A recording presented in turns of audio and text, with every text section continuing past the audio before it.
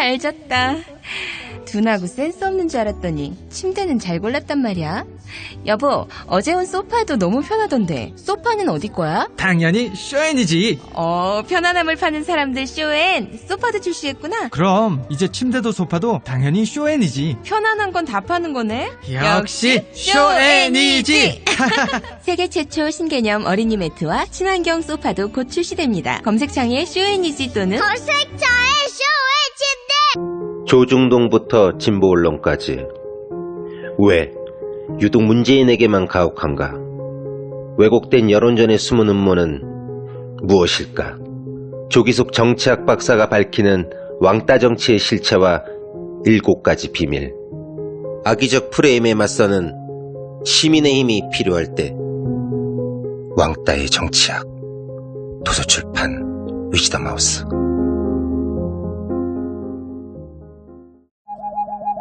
굶고 뛰고 땀 빼고 다 해봤다. 그래봐야 소용없었다. 다이어트는 결국 먹는 게 문제다. 동결건조 채소와 곡물, 단백질, 그리고 효소와 비타민, 미네랄로 만든 다이어트 전용 그린 스무디로 하루 한두 끼만 바꿔 드세요. 검색창에서 비타샵을 검색해주세요. 엄마! 가글 했는데 입에서 뭐가 나왔어! 그거 올리덴탈 체크 가글이라 그런겨. 지금 쓰고 있는 가글 사용 후 확인해 보셨나요? 무색소, 무알콜, 무계면 활성제의 올리덴탈 체크 가글은 쉽게 나온 입안의 이물질을 눈으로 확인할 수 있습니다. 딴지마켓에서 판매 중입니다.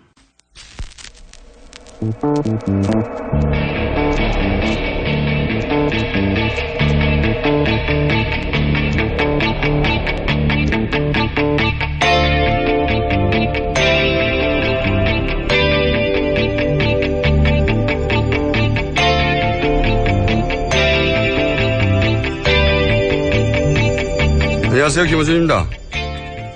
판사 블랙리스트 들어보셨습니까? 판사의 인사를 결정하는 법원 행정처가 판사들 개인에 대한 뒷조사 파일을 만들었다는 의혹입니다. 법원 행정처에 발령됐던 한 판사가 이 뒷조사 파일의 존재에 대해 언급하면서 촉발된 이 의혹에 대해서 일선 판사들은 조사를 요구했으나 법원 행정처는 보안을 이유로 조사를 거절했습니다. 판사 한 사람은 어떤 권력으로부터도 보호받는 독립적인 헌법기관이죠. 만약 이런 블랙리스트가 실제한다면 헌법이 보장해준 법관의 독립성을 오히려 법원이 스스로 대법원장의 인사권을 통해서 무력화시키고 헌법기관인 판사들을 법원이란 직장에 취직한 직장인으로 만들고 있었다는 게 됩니다. 개인의 신상과 행적과 발언과 생각을 관리해서 통제한다는 블랙리스트 발상. 이 땅에서 다시는 발붙지 못하게 해야 합니다. 다음 정부는 이 문제 반드시 뿌리까지 따져서 해결해 주길 바라겠습니다. 김어준 생각이었습니다.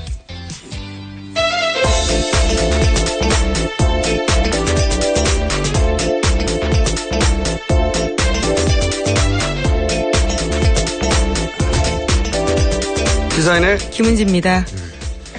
토론회 보셨어요? 네, 봤습니다.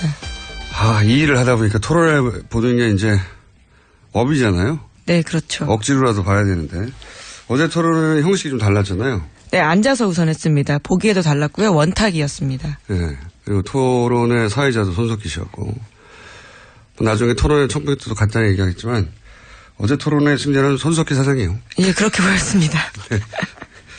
역시 토론 진행을 이제 잘한다. 네, 가장 돋보였죠. 다른 토론에도 다 형식이 달라도 손석희 사장이 토론 진행을 해야 된다고 저는 개인적으로 생각하는데 그건 나중에 얘기하고. 그런데 어제는 그러다 보니까 좀 심심하기도 했어요. 그죠? 정책 위주로 되다 보니까 그런 평가를 할 수 있는 부분도 있는 것 같은데요. 그러다가 졸았어요. 저는 어제. 물론 재밌는 부분도 있었는데 하던 얘기가 계속 반복해서 나오니까 졸리게 됐습니다. 자, 어제 토론을 못 본 분들도 계실 테니까 저희 정리 좀 해드리겠습니다. 네, 어제 문재인 후보와 홍준표 후보 사이에는 동성애 키워드가 전선이었습니다. 군에서 동성애가 굉장히 심각하다. 전력을 약화하는데 어떻게 생각하느냐. 이렇게 홍준표 후보가 물었습니다. 그러자 문재인 후보가 그렇게 생각한다. 이렇게 동의했습니다. 그러자 홍준표는 여러 차례 동성애 반대죠라고 묻자 문 후보는 저는 좋아하지 않는다. 합법화에 찬성하지 않는다. 이렇게 답했습니다. 다만 뒤로 가서요. 다시 한번 홍 후보가 동성애 때문에 대한민국에 에이즈가 얼마나 창궐하는지 아느냐 이런 식의 이야기까지 하자요. 문 후보는 동성혼을 합법화할 생각은 없지만 차별에는 반대한다면서 동성애 반대에서 동성혼 반대로 이렇게 다시 말을 정정했습니다. 자, 이 컷을 들어보겠습니다. 그럼 군에서 동성애가 굉장히 심합니다. 군 동성애는 이 국방 전력을 약화시키는데 어떻습니까? 거기는. 예, 그렇게 생각합니다. 그래서 동성애 반대하십니까? 반대하지요. 동성애 반대하십니까? 그럼요. 그런데 박원순 시장은 동성애 파티도 서울 그 앞에서 하고 있는데 서울시청 앞에서 서울 광장을 사용할 권리에서 차별을 주지 않은 것이죠. 차별을 인지하는 것하고 그것을 인정하는 것하고 같습니까? 분명히 동성애는 이제 반대하는 것이죠. 네, 저는 뭐 좋아하지 않습니다. 저는 동성애는 찬성이나 반대를 할 수 있는 얘기가 아니라고 봅니다. 성정체성은 말 그대로 정체성입니다. 예. 저는 이성애자지만 성소수자들의 인권과 또 자유가 존중되어야 한다고 생각합니다. 그것이 민주주의 국가입니다. 동성애 때문에 지금 얼마나 우리 대한민국에 지금 에이즈가 14,000명 이상 에이즈가 지금 창궐 하는 줄 아십니까? 그런 식의 성적인 지향 때문에 우리가 차별해서는 안 된다고 생각합니다. 차별하지 않는다는 것하고 지난번에 동성혼을 차별금지법 그게 사실상 동성애 합법화하는 법입니다. 아니, 그 차이를 잘 모릅니까? 자, 이 공방은 사실 우리나라 대선 토론상 처음 등장한 이슈예요. 예, 이슈였고 제가 총평에서도 한번 정리하겠지만 홍준표 후보가 큰 기술이 들어간 거죠. 이게 편을 가르는 굉장히 큰 기술이 들어간 거고 문재인 후보가 적절하게 대응하지 못했고 그리고 심상정 후보가 중간에 끼어들어서 정답을 말해줬어요. 이 이슈에 대한. 네, 동성애는 찬성과 반대 문제가 아니죠. 그렇죠. 예. 진보 진영의 기본적인 스탠스와 정답을 제시해서 들어갔고 아마 이때쯤 깨달았던 것 같아요. 문재인 후보는. 제가 보기엔 좀 이 홍준표 후보의 기술을 말렸는데. 그래서 이게 동성애가 아니라 동성혼이라고 정정을 하긴 했습니다만 이 문제는 이슈가 한동안 계속 될 거라고 보고 입장 정리가 필요할 것 같아요. 이게 기술이라고 말씀드렸던 이유는 이제 보수 기독교 측면에 확 선을 그은 거죠. 이쪽은 누구 편인지 가릴 필요가 있다라고 홍준표 후보 입장에서는. 그래서 또 한 번의 기술은 군대 내 동성애 합법화 문제하고 동성애에 대한 혐오 문제 혹은 소수자 인권에 대한 문제를 순간적으로 뒤섞었어요. 그 일종의 기술이죠. 여기에 문재인 후보는 제가 보기엔 말렸습니다. 이 대목에서는. 나중에 일부 정정하긴 했지만.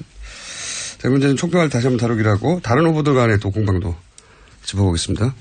네, 문재인 후보와 안철수 후보 사이에는 사드 말바꾸기에 대한 공격이 있었습니다. 문재인 후보가 먼저 사드 문제 처음에는 반대하다가 나중엔 찬성으로 왜 바꿨느냐라고 하자 안철수 후보가 상황이 바뀌었기 때문이다라면서 사실이 다르다 이렇게 이야기했는데요. 그래도 또다시 공방이 오고 갔습니다. 5차 핵실험은 그 이후에 있었기 때문에 말이 안 된다 이렇게 문재인 후보가 공박했고요.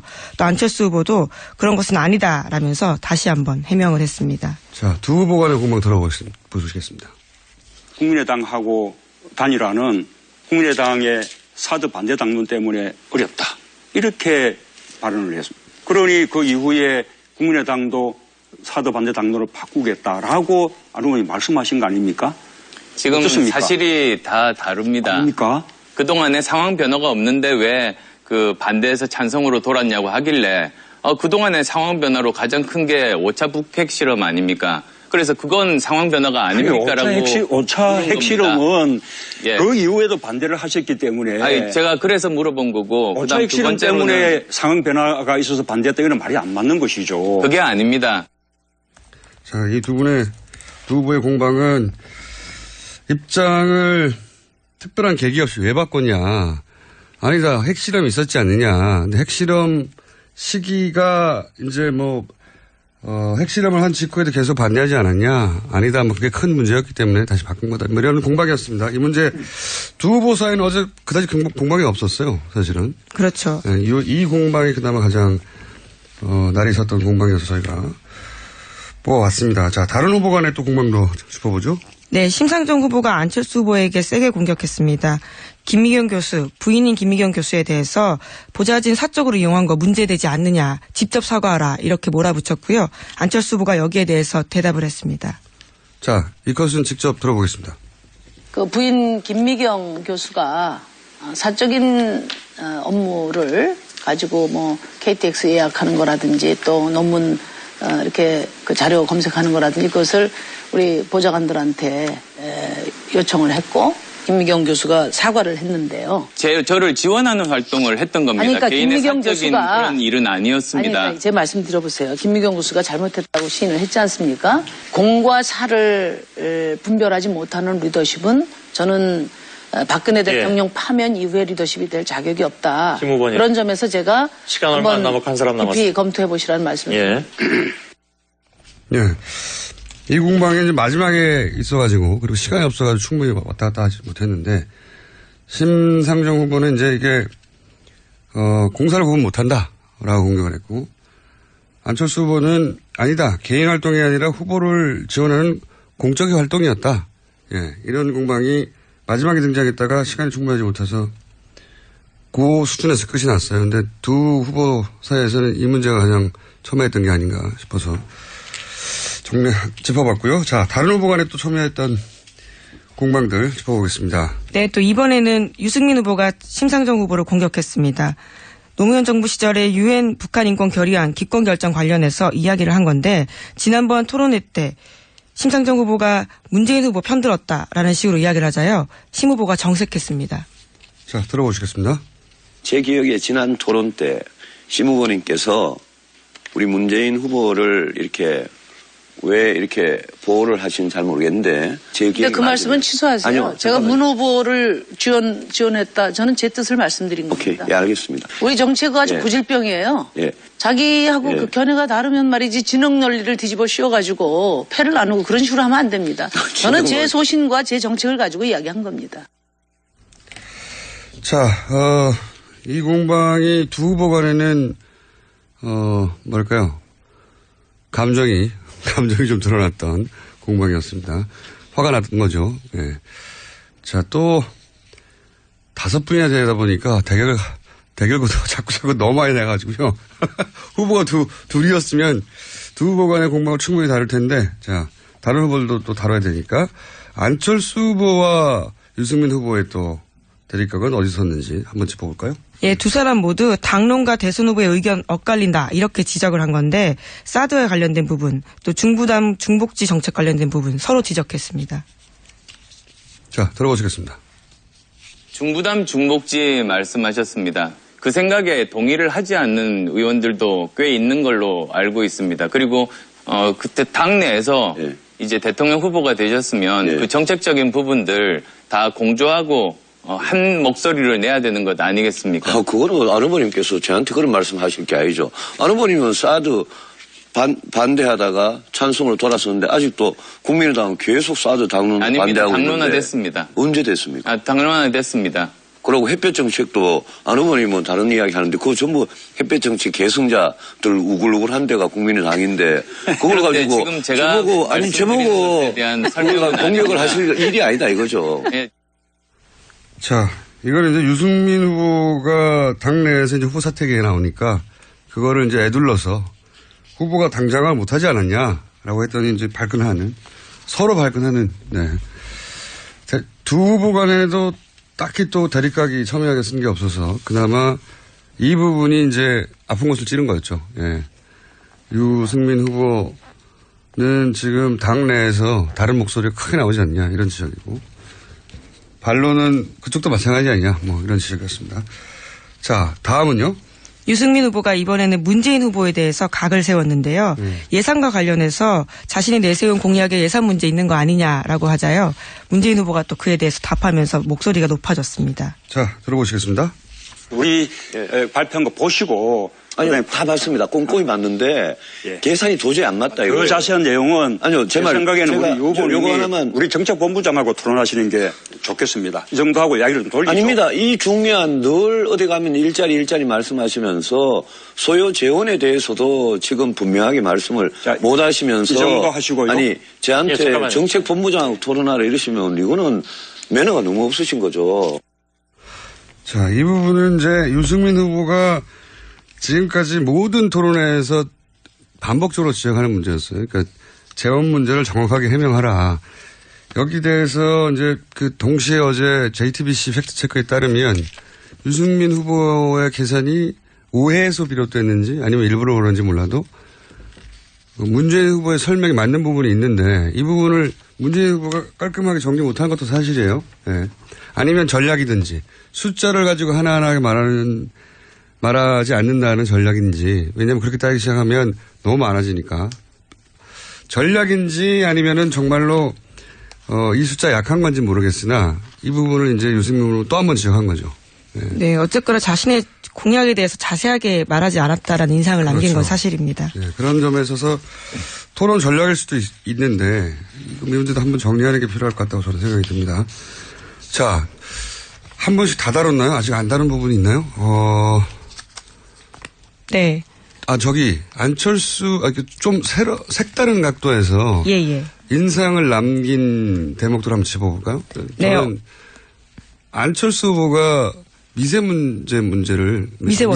예. 발음이 이상하군요.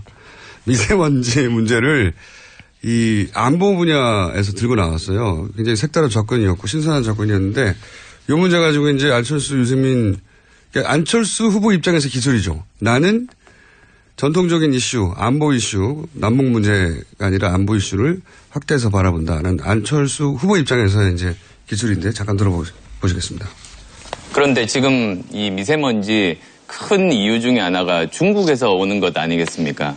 그래서 지금까지 보면 우리 외교 정책이 그 안보와 그리고 경제 그렇게 큰 두 축으로 정상회담이 이루어졌다면 이제부터는 환경 이슈도 세 번째 큰 축으로 이제 놓고 이 세 가지를 가지고 정상회담을 해서 이 문제를 해결해야 된다고 보는데요.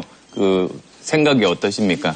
좋으신 말씀입니다. 저는 당연히 그렇고 옛날에 미세먼지 황사 때부터 당연히 중국하고 관계가 있는데 문제는 우리 지금 한반도 우리나라를 덮고 있는 미세먼지 중에 얼마나 중국으로부터 왔고 또 얼마나 우리 석탄 발전, 우리 경유차, 우리 스스로 책임이 있는지 그 부분에 대해서 우리가 상당히 엄정한 조사를 하고 그 다음에는 한중이 같이 공동조사를 해서 그러고 나서 외교적으로 풀어야 될 문제라고 생각합니다.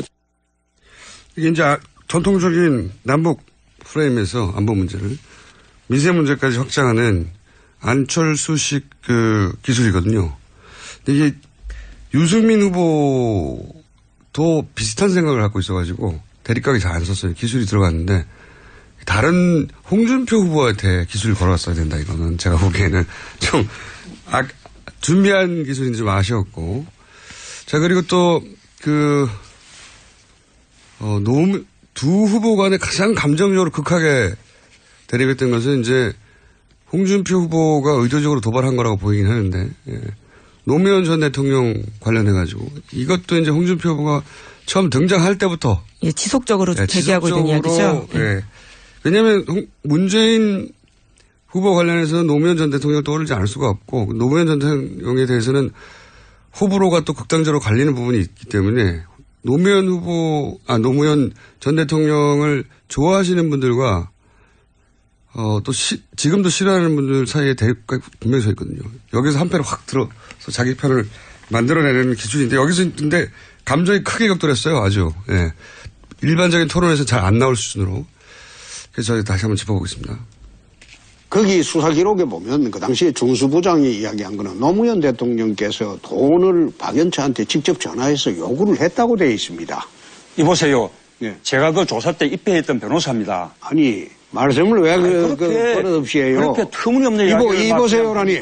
노무현 대통령이 그 사건에 관련됐다는 아무런 증거를 검찰이 갖고 있지 않았다.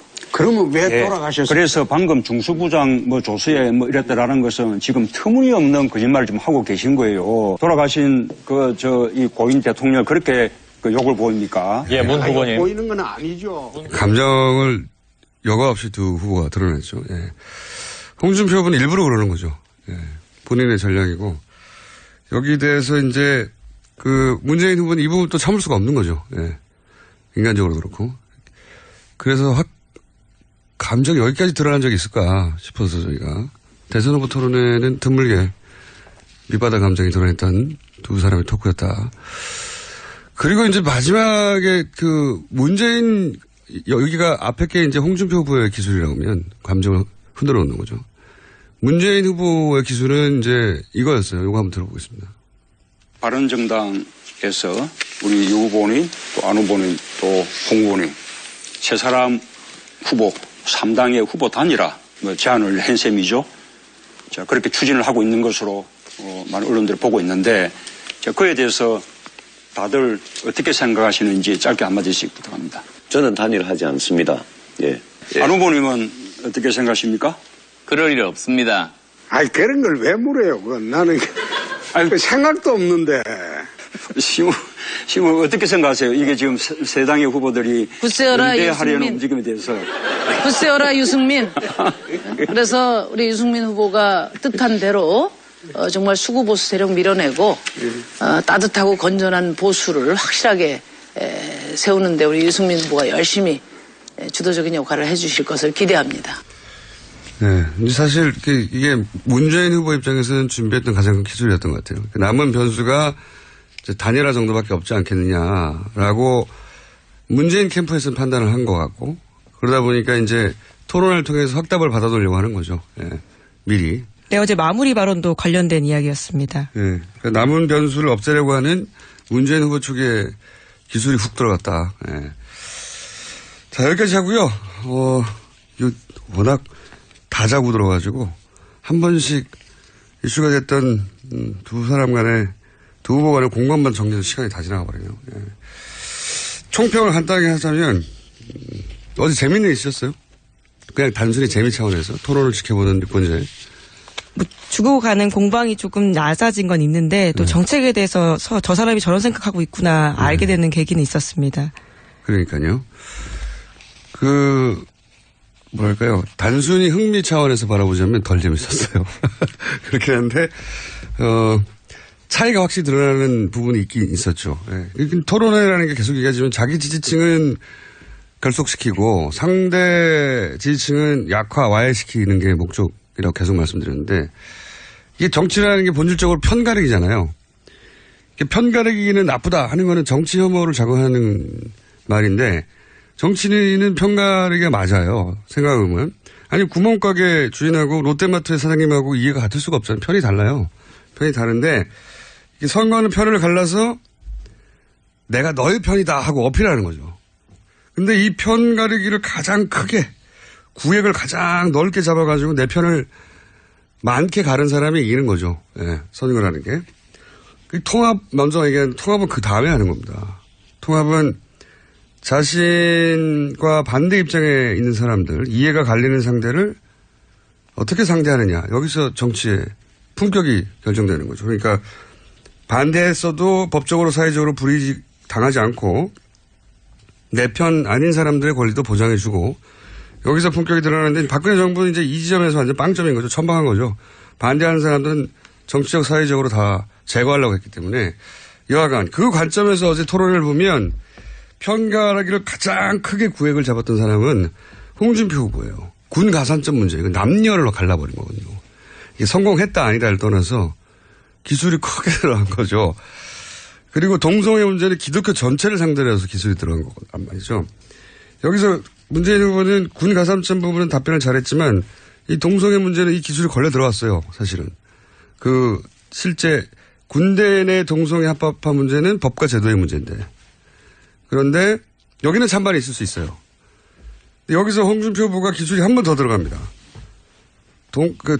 군대 내에 동성애 합법화는 법과 제도의 문제인데 여기서 갑자기 동성애를 찬성하느냐라고 기술이 여기서 문재인 후보가 자기가 함정이 받았다는 걸 깨달았어야 되는데 그것은 동성애는 찬반의 문제가 아니라고 심상정 후보 식으로 답변했어야 하는 건데 그러니까 법과 제도의 문제를 소수자 인권 문제에 확 섞어가지고 갑자기 던져버린 거죠. 예. 여기 기술이 성공한 부분이 있는 겁니다. 홍준표 후보가. 홍준표 후보 비호감도가 1위잖아요. 그 정책을 반대하고 합법을 싫어할 수는 있는데 상대편 지지층을 약화시키고 와해시킨다는 대선 후보 토론의 목적에 부합하는 기술을 건 거죠. 예. 그 점에서는 제가 보기에는 문재인 후보가 이제 입장 정리를 해야 할 나중에 동성혼 정도로 반쯤 무마했는데 입장을 정리하거나 최소한 다음 토론 때까지는 이게 다시 정리해야 될 숙제를 던져버린 거고.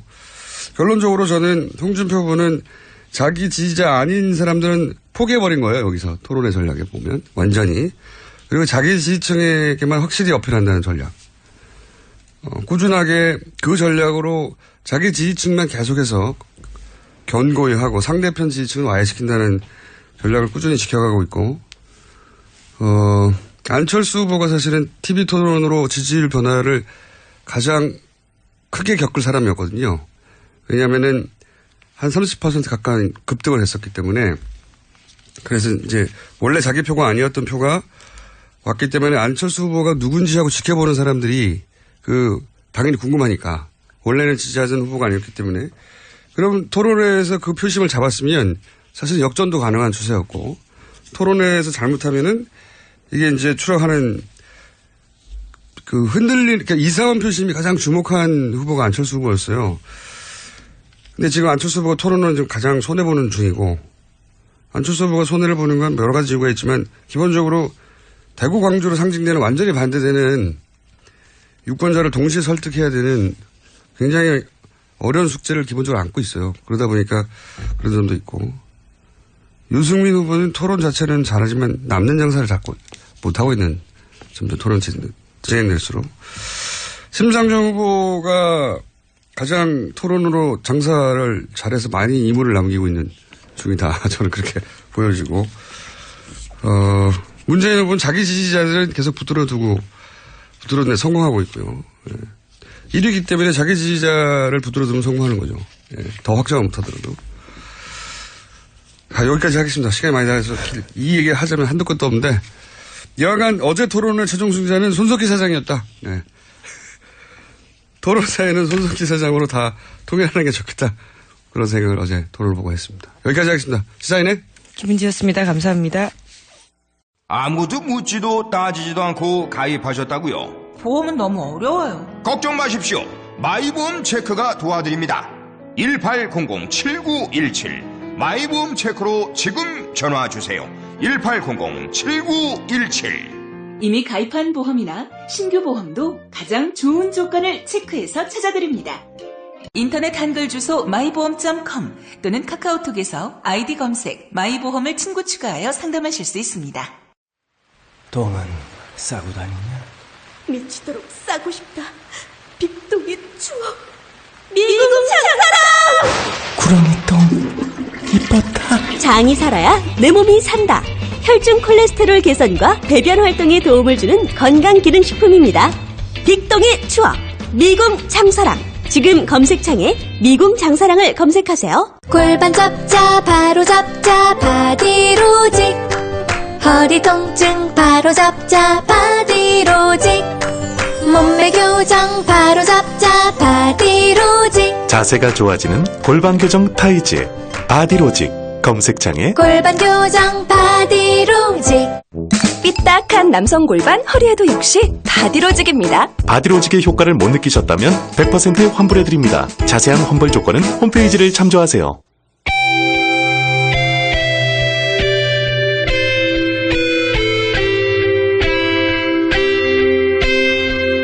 항상 나라를 생각합니다. 이혜훈의 나라 걱정.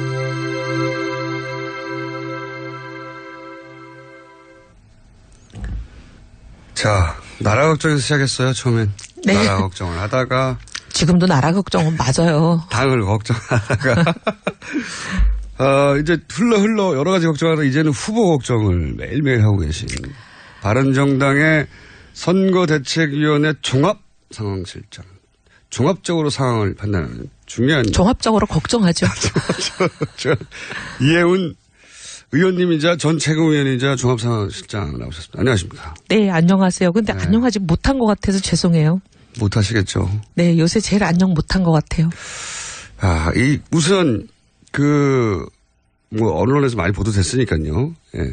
후보를 사퇴해라라는 공식적인 표현을 등장하지 않았는데, 3자가, 그러니까 자유한국당, 바른정당, 그리고, 국민의당, 이 3후보를 원샷으로 단일화하자. 이게 소위 이제 지금 이대로는 안 된다고 생각하는 분들의 입장인 거죠. 네. 네. 원샷으로 단일화하자. 네. 요게 당론이다 아니다 갑론을박이 있지만 그건 중요한 게 아닌 것 같고 이렇게 의견이 갈렸는데 당내가 몇 대 몇으로 갈렸습니까? 대략 비율로 보자면? 비율로 보면 그날 32분이 오셨는데요. 후보를 포함해서 32분이 모두 발언을 했어요. 근데 제가 이제 기록하는 습관이 있어요. 거의 발언을 거의 속기하다시피 기록을 했는데 몇 대 몇이다 이걸 방송에서 말씀드릴 수는 없지만 대충 두 자릿수가 반대했어요. 두 자릿수가 반대했고. 두 자릿수는 11명부터 31명까지 가능하지 않습니까? 네. 근데 이제 반대했고, 그보다 한 두세 번 많은 분들이 단일화를 했으면 좋겠다라고 얘기를 하셨는데, 문제는 단일화를 했으면 좋겠다라고 말씀하신 분들 안에도 또 갈려요. 어떻게 갈립니까? 뭐라고 그러셨냐면, 단일화를 했으면 좋겠다. 하지만 내 생각은 했으면 좋겠는데 그건 온전히 후보가 결정할 일이기 때문에 후보가 결정하면 무조건 따르겠다라고 얘기하신 분들이 또 상당수 많아요. 후보가 최종적으로 결정해야 된다? 네. 이런 거는 상식적이고 통상적인 경우가 선출된 후보가 결단을 내리고 후보의 판단이죠. 그 방법 외에는 사실 방법이 없어요. 사실 방법이기도 하고 원칙이기도 하고. 네, 공당이 후보를 선출한 이상 네. 후보가 스스로 포기하지 않는 한 당이 후보를 어떻게 할 방법이 없잖아요. 아니 그러기도 하고 원칙도 그런 게 당원과 국민의 뜻을 모아서 선출한 민주적인 방법을 거친 그러니까요. 후보잖아요. 네. 근데 그런 후보를 지지율이 조금 낮다고 너 내려와라. 만약에 지지율이라는 거는 어제 올랐다가 오늘 내려오기도 하고 오늘 내렸다가 내일 올라가기도 하는 거잖아요. 근데 이런 식으로 이 시점에서 내 마음에 안 드는 지지율이다. 그런다고 너 내려와라. 그런다면 노무현 대통령은 탄생하지 않았을 거예요. 노무현 대통령도 후단업에 얼마나 휘둘렸어요. 하지만 끈기 있게 지지자들이 대지저금통도 모으고 밀어주고 해가지고 결국 대통령까지 만들었지 않아요? 그거는 원칙적으로는 맞는 말씀이고 네. 저도 100% 동의하고 당이 후보를 뽑았는데 지지율 낮다고 날려버리면 당이 아니죠, 사실. 당이 아닌데. 그럼 1등 말고 다 모든 당의 후보가 없어져야 되잖아요. 그 후보, 그건 맞는 말씀이고 논리적으로도 맞는 말씀이신데 이제 중요한 거는 이제 노무현 후보, 당시 후보 같은 경우에는 거의 1년 가까이 시달렸잖아요. 시달렸죠. 네, 시달리고 지지율이 떨어지고 다시 올라가고 또 만회할 시간이랑 여러 가지 극적 변수들이 있었는데 지금은 시간이 너무 없다 보니까 현실적으로 바른정당이 이 지지율로 끝까지 갔을 경우에 존립 가능하겠느냐 이런 걸 걱정하는 거잖아요. 말하자면. 근데요. 저는 이제 그분들하고 좀 이제 생각의 기본적인 방향이 다른 것 같아요. 저는 이제 물론 당에서 결론을 그렇게 냈는데 제 생각과 다른 결론이 났지만 이제 물어보시니까 제 생각을 말씀을 드리면 우리가 정치를 하는 이유가 한 표라도 더 이기기 위해서 모든 가치와 철학을 다 내던지고 우리하고 맞지도 않는 사람들하고 합한다? 그건 저는 아니라고 생각합니다. 네.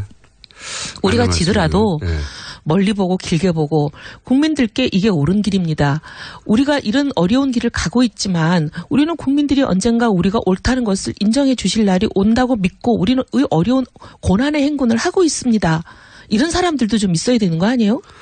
있어야 되죠. 있어야 되는데 그 고난 끝에 행복이 와야 되는데 고난 끝에 사망이 오지 않을까. 이게 정치적 사망이 오지 않을까. 이게 걱정인 거죠 지금. 그러게 그렇죠? 바라시는 거예요? 아니 저는 바라지 않는데 지금 당내에서 유승민 후보 개인에 대한 호불호라기보다는 유승민 후보가 이 지지율 지금은 한 5% 전으로 왔다 갔다 하는 지지율로 쭉 가서 결국 그 정도 수준의 득표를 하고 끝나면 과연 그 당의 하부 구조에 해당되는 시의원들이나 구의원들 이미 이제 시의원 구의원들 중에 다시 왜냐하면 그분들 입장에서 1년 후가 바로 선거이기 때문에 자유한국당의 후보와 바른정당의 타이틀을 단 자신이 붙었을 때 보수 후보의 표심의 표차를 볼 땐 질 것이다. 그러면 나는 지금 시의원이지만 1년 후는 이제 백수가 된다. 정치적으로. 이런 걱정들을 하며 흔들리니까. 근데 그분들하고 저 또 생각이 좀 다른 게요. 네.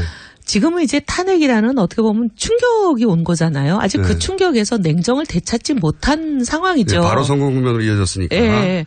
근데 이제 지금은 문재인 집권을 막아야 되겠다고 생각하는 사람들이 보수 중에 있고 또 중대 중에 일부 있잖아요. 근데 이분들은 문재인 집권을 막는다. 여기에 완전히 그냥 쏠려가지고 2등 후보에게 무조건 몰아주자. 묻지마 몰표로 가고 있는 상황이잖아요. 그거에 가깝죠. 예. 그러니 지금 유승민 후보에게 야, 유승민이 그래도 보수로서는 저런 보수는 미래를 맡길만 해라고 생각하는 분들조차도 문재인을 막아야지 이번에는 여기에 쏠려 있는 상황이거든요. 그렇지만 이 대선이 끝나고 나면 그럼 누가 보수의 미래가 되고 누가 보수의 이제 적자가 돼야 되겠냐고 판단하실 때는 홍준표를 택할 가능성보다는 우리를 택할 가능성이 훨씬 높다고 보고 기대하는 거죠. 예. 아니, 하여튼 저희들은 그런 믿음을 갖고 있고요. 저는 그게 완전히 꽝이라고 생각하지도 않아요. 근데 그러면 대선 이후에는 또 이게 재편이 됩니다.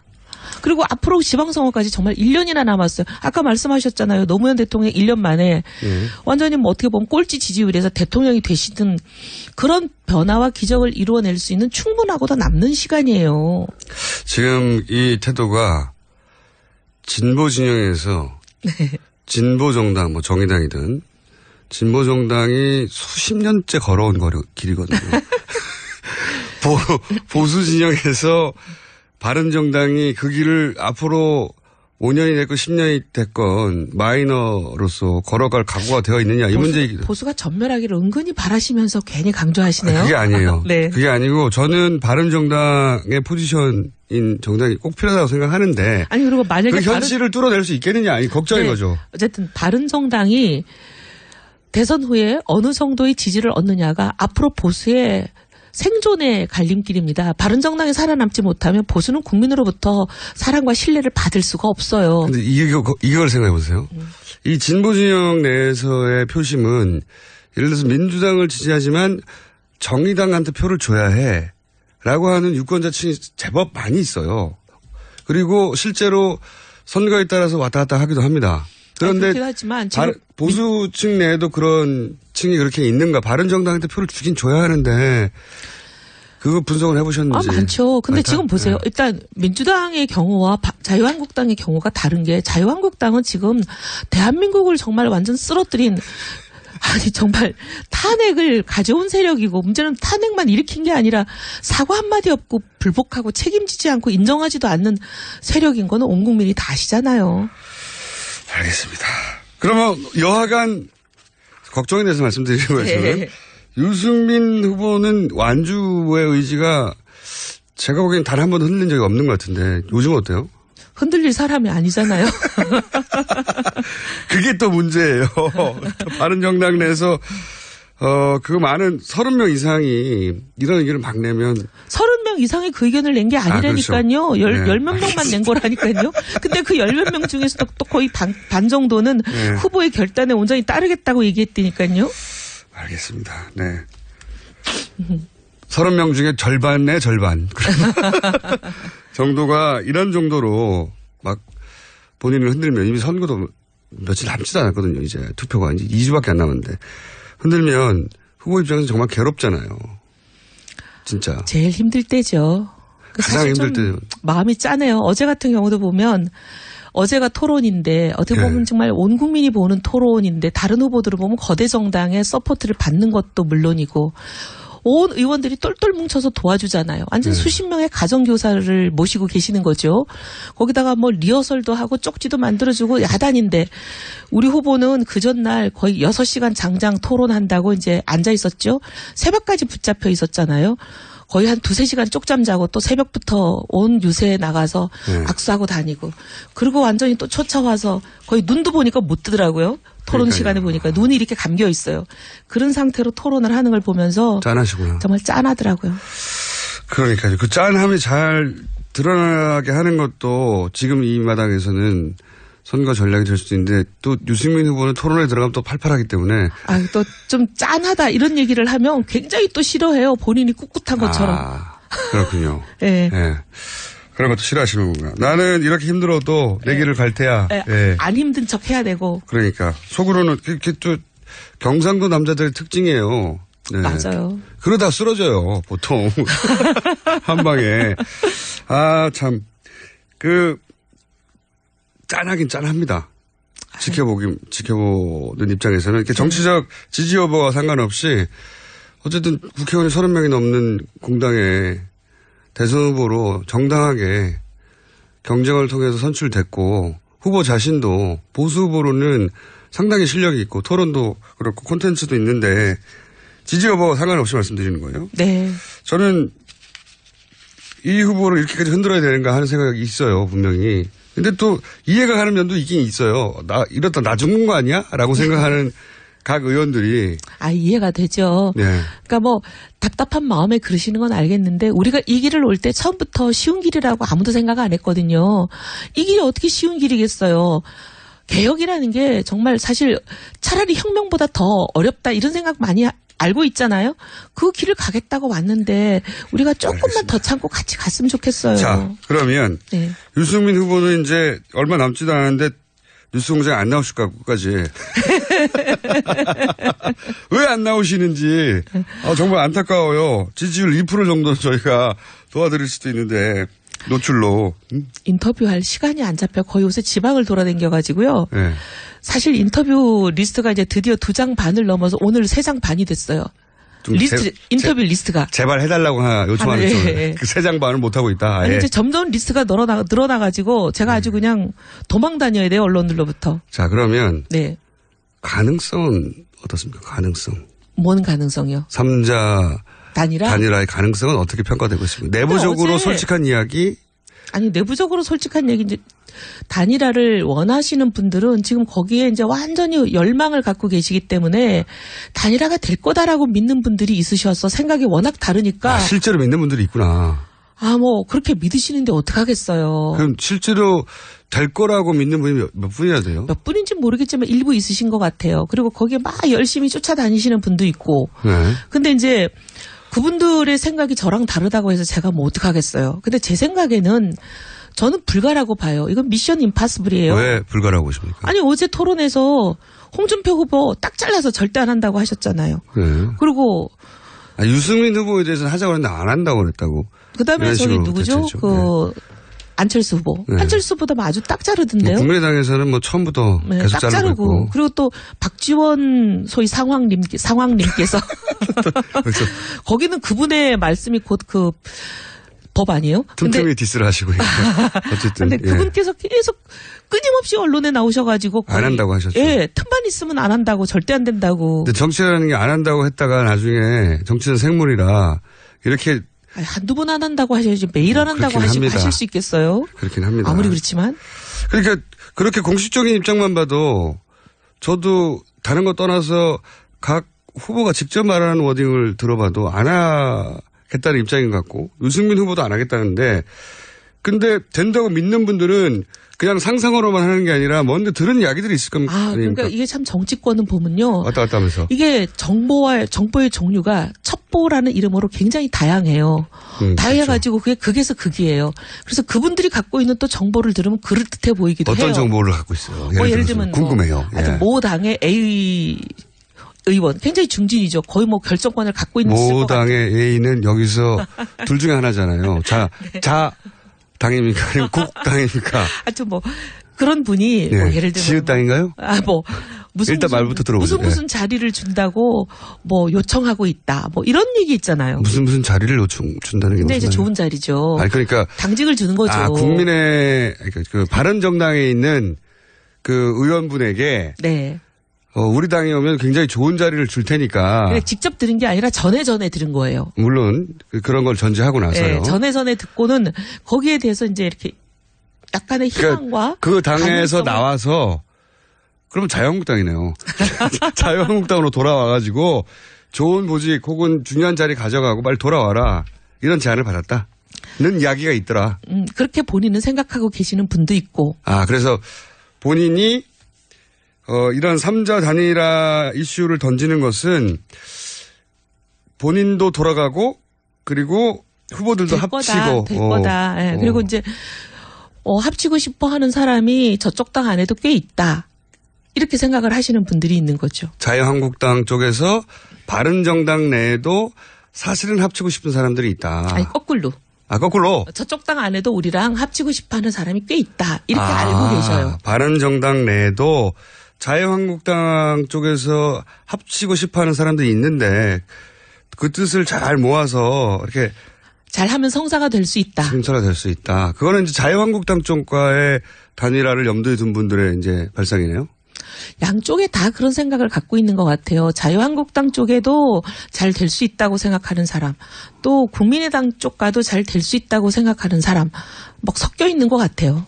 국민의당 쪽 의원님들하고 일부 가까운 분들이 또 그런 생각을 하는 사람들도 있더라. 네, 그래서 이 생각을 다 묶어서 3자라고 퉁친 거군요. 네, 왜냐하면 어떤 분은 자유한국당하고 이제 이게 끈을 갖고 계속 거기를 바라보고 계시는 분이 있고, 뭐 한 분은 제가 확실히 알고 한 분은 이름만 들었고, 나머지 이쪽은 또 국민의당 쪽을 바라보고 계시는 분이 있으니 이걸 3자로 묶을 수밖에 없는 거잖아요. 그래서 왜냐하면 3자가 나온 거군요. 변론이 그렇게 날 수밖에 없죠. 3자 원샷은 시간이 1년 남아도 안 되거든요. 제가 보기엔. 어떻게 서로 다른 기반을 가진 정당이 하나로 합칩니까? 더군다나 후보까지 나와 있는데 그러면 후보 둘이 죽어야 되잖아요. 네. 그런 건 불가능하죠. 이 시간 내에. 근데 이제 이게 결론이라는 게 한 30명쯤 되는 사람이 상당히 다른 갈래의 생각을 막 갖고 있는데 이분들의 생각을 어쨌든 조금이라도 반영을 해서 다 모두가 오케이 할 수 있는 결론을 내다보면 이렇게 되는 경우도 있어요. 그렇죠. 엉뚱하게도. 사실은 자유한국당과의 단일화를 원하는 분들과 혹은 뭐 후보 연대를 원하는 분들과 국민의당과 원하는 분들이 안에 섞여 있는데 그걸 따로따로 말하기 그러니 합쳐가지고 3자 원샷이라고 표현이 돼버렸다. 제가 보기엔 그렇게 간 것 같아요. 개연성이 높네요. 실제 처음부터 3자 원샷 단일화로 누군가가 밀어붙인 게 아니라. 아니 그리고 이제 명분은 그런 거죠. 문재인 후보의 집권을 우리는 반대한다라는 이제 일종의 공감대가 있는 거죠. 네. 그 공감대 하에서는 3자 단일화를 해야 이기지 3자 단일화를 안 하면 못 이기는 거니까 여기서 어느 쪽과 둘만 단일화를 하게 되면은 결국 문재인 후보를 못 이긴다. 그러면 못 이기는 단일화는 할 이유가 없지 않느냐. 그러니 이제 이야기가 이게 뭐랄까요. 이기기 위한 단일화를 해야지 이기지 못하는 단일화는 무망한 거 아니냐. 명분이 되는 거죠. 이해했습니다. 왜 3자 단일화까지 갔냐. 3자 단일화까지 갔냐. 왜냐하면 정치인들이 이 현실을 모른다는 건 말이 안 되는데. 논의를 하다 보면 그렇게 가죠. 배가 산으로 간 면이 있군요. 배가 산으로 갔다기보다는. 아니 저는 듣자마자 3자 단일화를 어떻게 하겠다는 거. 후보 한 사람 자기 당의 후보 한 사람도 사퇴시킬 수 없는데 다른 당의 후보 두 사람을 어떻게 사퇴시킵니까? 어쨌든 두 사람은 사퇴해야 되는데. 이제 반문 공감대가 굉장히 강력하다고 믿는 거예요. 그거는 강력할 수 있는데 그게 후보 한 사람도 사퇴시키진 못해요. 그것만 가지고는. 그래서 저는 특별한 방법론이나 이미 이야기된 것이 물밑에 있나 했더니 그건 아니군요. 적어도 물밑으로 또 얘기 이제 한다고 하셨으니까 아마 한 일주일 동안은 열심히 얘기하시지 않을까. 그 사이에 유승민 후보는 참 뭐랄까요. 야속하겠네요. 서운하시겠죠. 서운하고 속상하고 힘들고. 그럼 오로지 유승민 편으로 똘똘 뭉친 분들은 몇 분입니까? 이제 그 단일화를 반대한 사람 중에 유승민 의원을 지지하는 사람도 있고 아닌 사람도 막 섞여 있어요. 네. 그래서 이제 뭐 단일화를 반대했다고 해서 다 유승민 그것도 아니군요. 그것도 아니에요. 진짜 복잡하네요. 예. 집안 사정이. 저도 사실은 이제 유승민 의원을 지지하는 사람이 아닌 게 분명하고 전혀 상관도 없는 분인데도 단일화를 막 세게 반대하는 분 얘기를 듣고 저도 놀랐어요.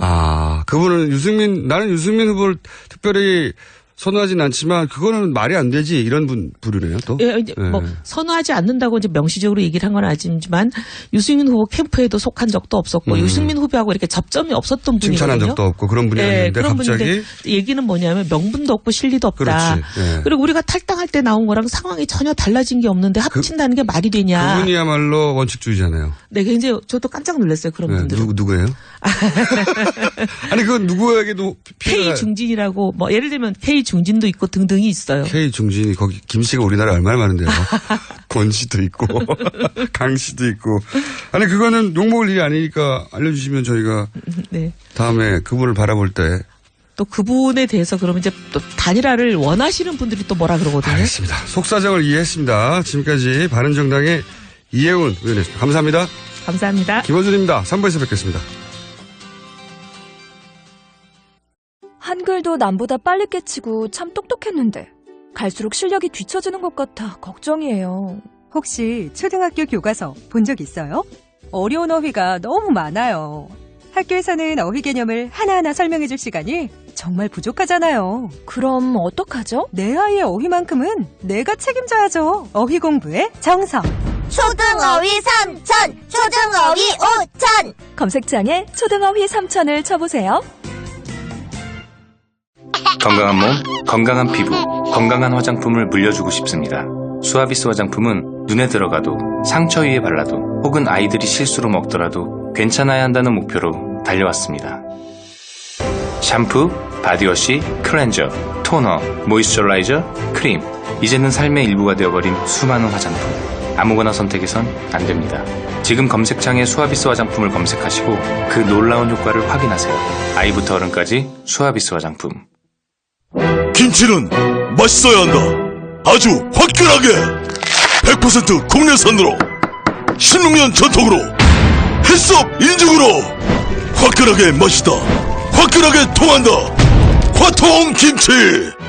배추김치, 알짜김치, 총각김치, 깻잎김치, 깍두기도 화통. 검색창에 화통김치. 아우 맛있다.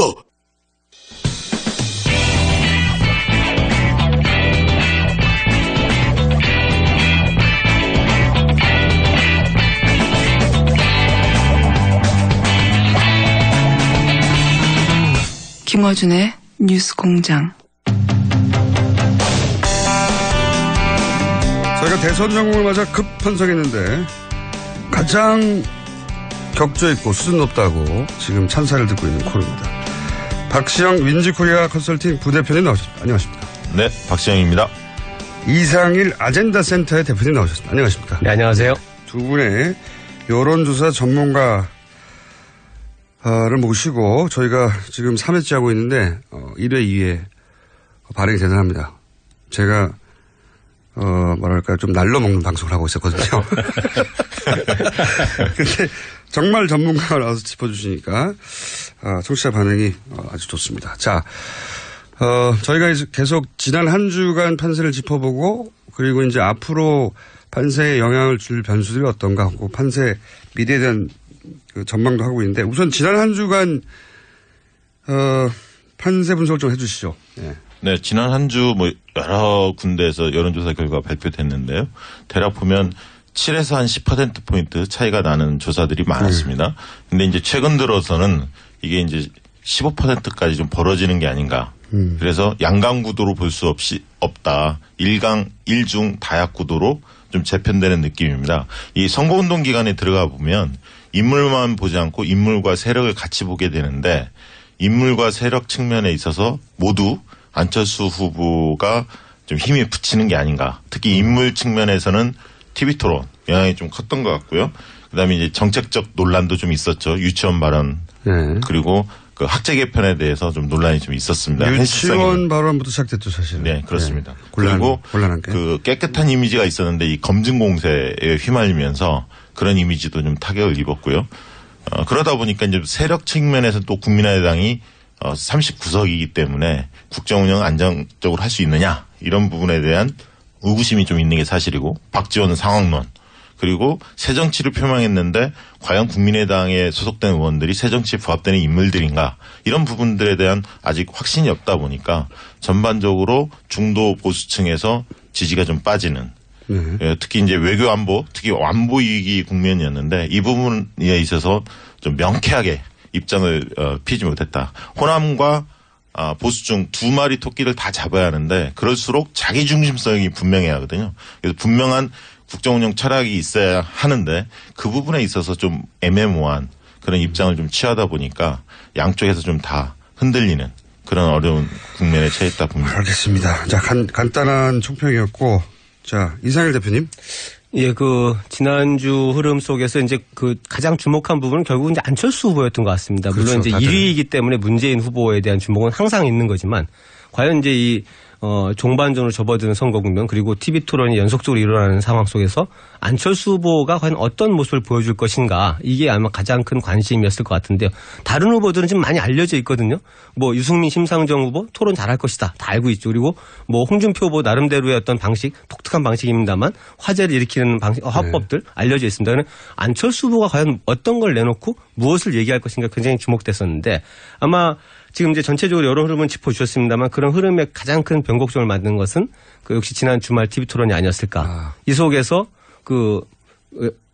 안철수 후보를 지지했든 아니면 관망하는 분이든 이렇게 보는 분들 입장에서는 상당히 좀 실망스러운 모습을 많이 보였고 어제 TV 토론에서 안철수 후보가 시작점에서 그 부분을 인정을 했거든요. 이제 TV 토론 지금 실망스러우셨을 텐데 새로운 모습 보여드리겠다 하고 어제도 토론이 있었습니다만 지난 주말 토론에서 아마 그런 모습들이 좀 굉장히 이렇게 기대에 미치지 못하면서 이 여론 흐름을 좀 빠르게 바꿔놓는 그런 계기를 만든 게 아닌가 저는 그렇게 생각하고 있습니다. 여론조사 전문가들은 항상 그리고 정치의 평론가들은 항상 TV 토론이 어느 나라에서건 지지율 자체를 크게 흔들어서 판도를 바꿀 만큼 못 된다. 언제나. 네. 그렇게들 얘기해 왔고 실제로 우리 선거에서도 그래 왔었죠. 네. 이번엔 예외인 것 같아요. 그죠? 일요일 날 토론은 안철수 후보에게 굉장히 뼈아팠죠. 왜냐하면 안철수 후보에게 가장 의구심을 갖는 것은 대통령감인가 아닌가. 이 부분이 여전히 의구심을 좀 갖고 있었거든요. 호감도는 괜찮은데. 그러면 호감도가 높은 사람이 대통령이 되면 연예인이 대통령 되죠. 근데 호감도가 높은 것뿐만 아니라 대통령감이라는 것이 같이 맞물렸을 때 지지도가 올라가는 거죠. 그렇죠. 이제 그런 측면에서 일요일 토론 같은 경우에는 좀 여러 가지 측면에서 좀 부족한 그런 것들이 노출이 되지 않았나. 그렇기 때문에 지지율이 빠졌다. 저는 그렇게 보는 편입니다. 과거에 이제 대선 TV 토론 굉장히 재미가 없었습니다. 그렇죠. 정해져 있었고. 후보도 물론 이제 3명이 나오는 경우, 2명이 나오는 경우도 있었습니다만 규칙도 이제 사회자가 질문을 하고 후보들은 1분 30초씩 답변하고 이런 식으로 하는데 그 질문조차도 예전의 대선에서는 질문에 이렇게 봉투에 담아서 몰래 꺼내오는 것도 한두 개 끼워넣긴 했지만 대부분 질문이 사전에 제공이 됐어요. 각 캠프에서 이제 답안지를 작성해서 모범 답안지 써가지고 와서 열심히 공부해가지고 연기한 거죠, 연기. 답변하는 방식인데 이제 이번 대선 토론이 지금 관심을 많이 받고 이게 영향을 주는 이유는 뭐냐면 이제 형식의 변화가 하나가 있습니다. 이게 그런 사전 시나리오가 없이 자유 토론 방식 또 이게 발언 시간 총량만 제한을 하고 어떤 부분에서 서로 협의가 미리 없이 진행된다는 부분에서 아마 그 후보의 진면목을 볼 수 있는 분들이 많이 나오고 있고 또 하나는 이 안철수 현상의 특징 때문입니다. 만약에 이게 이제 최근에 어떤 지지율 급변 현상이 있었던 게 아니라 여야 대결 구도 이렇게 해서 양쪽이 강한 양강 구도가 오래도록 형성이 되어 오면 지지층들이 굉장히 오랫동안 단련이 되고 상대방의 네거티브에 대해서도 충분히 알고 있거든요. 그 속에서는 어지간한 공격이 들어와도 지지층이 잘 변하지 않습니다. 그리고 상대의 공격은 정치적인 걸로 이렇게 치부하고 오히려 비판하게 되고 내가 좋아하는 후보는 받아들이게 되고 이게 이제 소위 말하는 강화 효과인데요. 안철수 현상은 그렇지 않죠. 지금 최근에 급격하게 지지율이 올랐는데 이분들은 호감은 보이고 있습니다. 아까 말씀하신 대로 호감은 보이고 있는데 내가 정말 끝까지 지지할 것인지 확실치 않단 말입니다. 이거를 정확하게 판단할 수 있는 계기가 공보물이 지금 다 각 가정에 배달됐지만 그것만 가지고 부족하잖아요. 후보를 볼 수 있는 그 공간이 TV 토론이고 그 속에서 과연 이제 내가 기대한 만큼을 보여줄 것인가 여기에 굉장히 관심이 있었는데 이 부분이 달랐기 때문에 이번 대선에서 TV 토론 상당히 영향이 크다 이렇게 봐야 될 것 같습니다. 이렇게 토론회 이후에 지지율이 출렁이는 거 처음 본 것 같아요. 저도. 그렇죠. 네. 이게 좀 누적이 조금 되는 것 같고요. 제가 볼 때는 이제 그런 해석도 가능할 것 같습니다. 이게 색깔론 공세가 굉장히 심해졌었는데 왜 문재인 후보 지지가 안 빠졌을까. 그 부분도 좀 짚고 넘어갈 필요가 있는데 제가 볼 때는 지지 구조를 잘 볼 필요가 있다. 문재인 후보의 지지층의 지지 구조는 한 70%는 제가 볼 때 세력 지지도입니다. 그러니까 정권교체 열망이 높은 사람들이 민주당을 중심으로 뭉쳐 있는 상황이고요. 30% 정도가 개인 지지표라고 저는 봅니다. 그렇기 때문에 세력 지지표인 한 70%는 문재인 후보의 지지 중에 70%는 거의 움직이지 않는다. 다만 30% 중에서 일부가 좀 움직일 뿐인데 이 색깔론 논쟁 자체가 미래 중심으로 좀 간 게 아니라 과거의 해묵은 이런 어떤 논쟁으로 가면서 거의 오랫동안 들어왔던 거죠. 예. 네. 그래서 그 부분에 대해서 굉장히 짜증스러워하고 오히려 위기감 속에서 결집하지 않았나 그렇게 생각이 들고요. 하나만 더 말씀을 드리면 안철수 후보의 입장에서는 보수층과 호남을 다 잡으려면 능수능란해야 합니다. 그리고 정치적 리더십이 굉장히 출중하고 탁월해야만이 그 문제를 잘 해결할 수가 있는데 안철수 후보의 경우는 좀 순진한 느낌이 있고 또 경험이 좀 부족하다 보니까 제대로 대처를 못했다 이렇게 보여집니다. 그래서 새롭다는 정치에서의 경험이 부족하다. 그렇죠. 네. 새롭다는 느낌보다는 좀 미숙하다, 가볍다, 여유 있다기보다는 좀 가볍다 이런 느낌을 좀 전달했기 때문에 중도층 보수층들이 함께 좀 빠진 게 아닌가 그렇게 해석됩니다. 지금 계속 이제 그 TV 토론과 안철수 후보 얘기를 좀 했는데 저는 문재인 후보 얘기도 좀 해보고 싶은데요. TV 토론에서 이제 문재인 후보의 지지율은 별로 흔들리지 않거나 내지는 뭐 적어도 약간 올라간 조사도 있고 좀 다릅니다만 토론을 잘했다는 평가는 많지 않습니다. 이 부분은 좀 저는 그 봐야 될 필요가 있는데 지금 말씀하신 문재인 후보의 지지층은 굉장히 견고한 지지층이 많습니다. 그래서 웬만한 공격이나 뭐 실수가 있다 하더라도 잘 흔들리지 않는 지지층이 많기 때문에 이걸 버티고는 있지만 실제 그 TV 토론에 이번에 그 높은 관심도를 바라보게 되면은 좀 더 그 1위 후보의 입장에서 보강할 부분들이 좀 있는 게 아닌가. 실제로 뭐 몇 차례 토론에서 좀 아프게 보였던 부분들이 있는데 이건 정책의 세부적인 부분을 공격받았을 때, 그렇죠. 질문받았을 때 특히 유승민 정확하게 후보로부터. 설명 못하고 예를 들면은 국민연금 소득 대체를 50% 올리는데 재원 어떻게 할 것이냐. 이게 유승민 후보가 질문했었고요. 또 그 일자리 81만 개 공약에 예산에는 뭐 얼마를 했는지 정확한 이 부분에 대해서도 명확하게 설명을 사실은 못한 부분이 좀 있습니다. 물론 이제 여러 가지 해명도 좀 하긴 했지만 또 하나는 이제 뭐 심상정 후보가 주로 공격하는 부분인데 복지 공약을 굉장히 많이 늘려놨는데 똑같은 이제 정의당과 민주당이 똑같은 복지 공약을 내놓은 거에 대해서 민주당이 생각하고 있는 그 예산 소요 예산은 정의당의 10분의 1이라는 겁니다. 그 작은 돈 갖고 어떻게 이 복지를 다 할 거냐. 이런 부분들을 들어왔을 때 적어도 수위권에 있는 리딩 후보라면 국민들한테 조금 더 이해할 수 있는 그 상세한 설명들 내놔야 될 책임이 있고 이런 부분에 대해서 제대로 설명하지 못하고 있는 부분들 이런 것들이 아마 물론 지금 1위를 가고 있지만 문재인 후보에 대해서도 그렇게 정말 준비된 후보냐 이 부분에 대해서는 비판을 받을 수밖에 없는 더 치고 올라가지 못하는 문제를 유발하는 거죠. 네, 뭐 그런 부분 분명히 있다라고 보고 있고요. 지금 문재인 후보의 경우에는 적극 투표층과 부동층을 우리가 이제 태도 유보층이죠. 아직 잘 모르겠다. 이 부분이 지금 보면 한 10% 정도 있습니다. 적극 투표층 내에 태도 유보층, 부동층이 이른바 한 10% 정도 있는데 판별 분석을 하면 그중에서 한 50%는 이미 정해져 있는데 적극적으로 표출을 안 할 뿐이고 샤이해서 실제로는 한 5%, 10% 중에 절반은 실제 부동층입니다. 순수 부동층으로 보여지는데 이분들 중에서 상대적으로 보수 성향이 좀 더 많습니다. 그래서 이제 저는 샤이 보수층이라는 게 한 5% 정도로 보는데 그 중에 이제 실제 투표할지 이 부분은 또 두고 봐야 할 것 같습니다. 판세가 기울어지면 투표 안 할 가능성도 상당히 높기 때문에 이제 이런 것들을 종합적으로 감안해 보면 문재인 후보는 지금 현실적으로 45% 정도를 도달해 있다 이렇게 좀 보여지고요. 지난번 2007년 대선 때 이명박 후보가 다자구도에서 48%로 그 당선이 됐었거든요. 굉장히 압도적인 분위기였거든요. 그 당시에.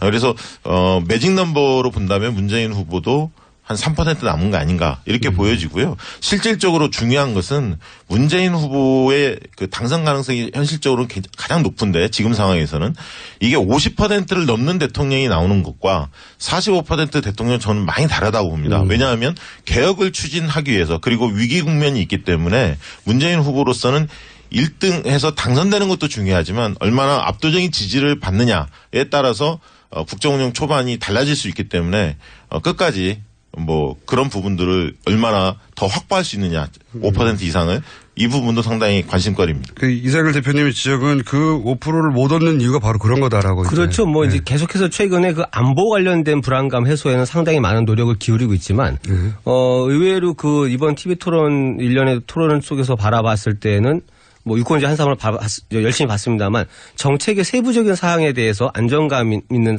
설명들 잘 못 내놓고 있다. 이런 부분도 좀 뼈아프게 받아들여야 되는 게 아닌가 생각이 됩니다. 그러면 지금 한 4차 정도, 4번 정도 토론을 통해서 그 두 분의 말씀으로는 가장 지금 손해를 보고 있다고 하면 안철수 후보라고 하면 득을 보고 있는 건 누굽니까? 심상정 후보죠. 가장 돋보이고 있죠. 오늘 뭐 발표된 한국일보 조사에서도 상당히 지지도가 오른 것으로 그렇게 이제 발표가 되고 있는데요. 저는 일요일 날 토론은 그렇게 한마디로 정리했는데 유승민을 잡은 심상정이다. 일요일 토론은. 어제 JTBC 토론에는 안철수를 잡은 심상정. 이렇게 좀 표현하고 싶습니다. 그런 면에서 안철수 후보한테 어제 토론 같은 경우는 심상정 후보가 학제 개편 관련해서 지적을 또 했고 안랩 부분 그리고 부인의 문제 이런 부분에 대해서 굉장히 날카롭게 공격을 좀 하셨거든요. 그래서 심상정 후보가 정책 능력뿐만 아니라 전체 토론회를 보는 눈, 운영하는 어떤 기술 여러 가지 측면이 상당히 돋보인다. 때문에 20대와 60대가 지금 부동층이 제일 많습니다. 조사해 보면. 근데 그 20대 부동층 중에 상당수가 심상정 후보의 지지로 옮겨가고 있고요. 이 측면은 또 뭐냐면 1위 후보인 문재인 후보와 안철수 후보의 갭이 커지기 때문에 격차가 커지기 때문에 진보 정당을 좋아하는 분들이 대놓고 쉽게 고민하지 않고 심상정 후보를 지지할 수 있는 여건이 마련되고 있는 거 아닌가 그렇게 생각이 듭니다.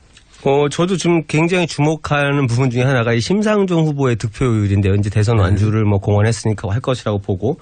근데 사실 이 과거에 보면은 이제 이 당이 바뀌기 전에 민노당 때부터 해서 이 사표 심리, 그러니까. 그렇죠. 진보 성향이 강한 분들은 정말 왜 안철수 후보가 기다리는 게 이제 국민에 의한 자발적 1대1 구도 그렇죠. 형성을 바라는데 이런 자발적 전략적 투표에 가장 능한 분들이 진보 정당 지지자들입니다. 그래서 그동안 그래왔죠. 예, 심상정을 찍으면 사표가 되니까 누굴 찍었나 이런 식의 어떤 그런 식의 행태가 일반적으로 예상이 됐었고 이번에도 그럴 것이라는 예측이 많았습니다. 그래서 아마 토론을 가장 잘하는 후보임에도 불구하고 지지율이 별로 오르지 않는 현상도 있었는데요. 저는 아마 이제 그런 단계를 좀 뛰어넘어서 오히려 토론의 기술뿐만 아니라 여러 가지 전체적인 어떤 상황을 분석하는 눈, 거기에 대한 대안 이런 것들이 굉장히 합리적인 대안들을 내놓고 있다라고 하면 충분히 지지율 상승이 가능할 걸 보는데 지금 이제 말씀드린 그런 분 그리고 특히 이게 선거 일주일을 남겨놓고 들어가면은 여론조사 결과 발표를 못 하게 되거든요. 그렇죠. 이 속에서는 이게 이제 진보 유권자들이 안심할 정도로 문재인 후보가 앞서 있는지 아닌지를 확인하지 못한단 말입니다. 그렇죠. 그래서 여러 가지 이제 불안심들이 그렇게 됐을 때 과연 이게 득표로 이어질지. 그러나 저는 그동안 이제 진보 정당이 제대로 뿌리를 내리지 못한 이유 중 하나가 매번 그런 논리에 의해서 인위적이든 자발적이든 아니든 단일화 통합에 계속 길을 왔었고 이러다 보니까 이게 독자적인 생존 바탕이 오히려 좁아졌다는 생각이 들어요. 그래서 예전에 권영길 후보의 득표율에 미치지 못하는 득표를 계속 보이고 있는데 아니면 후보를 포기하거나 이런 것들을 한번 제대로 그 길을 걸어서 길을 넓히는 것도 하나의 역할이 아닌가. 한번 기대할 부분인 것 같습니다. 이게 딜레마가 심상정 후보 쪽에서는 지지율이 쫙 올라가는 게 즐겁기도 하고 동시에 너무 많이 올라가면 불안 심리를 자극해서 거꾸로 표가 떠날 것 같기도 하고 동시에 느낄 것 같아요. 동시에. 근데 이 부분은 그게 예를 들어서 지금 이제 다당 구조가 지금 되어가는 과정은 진행 중이라고 보는데요.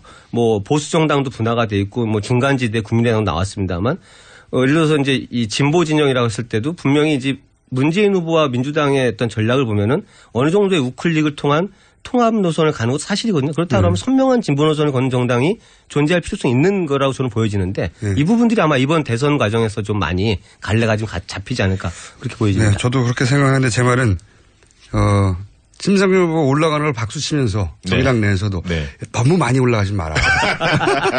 그러면은 또 진보진영 유권자들이 불안해한다. 그래서 조금씩 올라가서 야금야금 올라가야 된다고 생각하실 것 같다는 생각이 들어서. 자,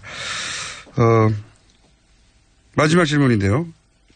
지난주에 저희가 5% 7% 예상 두 분으로부터 들었는데 다음 주 격차가 두 분 다 틀리셨고요. 네, 저는 8% 예상했는데 더 벌어졌습니다. 자, 다음 주 전망을 하면서 다음 주에 키워드는 뭐가 될지 정리 한 주시고 끝내죠. 지금 이 흐름에 어떤 이제 새로운 변수가 등장할 수 있을 것인가. 이제 남은 변수라는 게 많지는 않아 보입니다.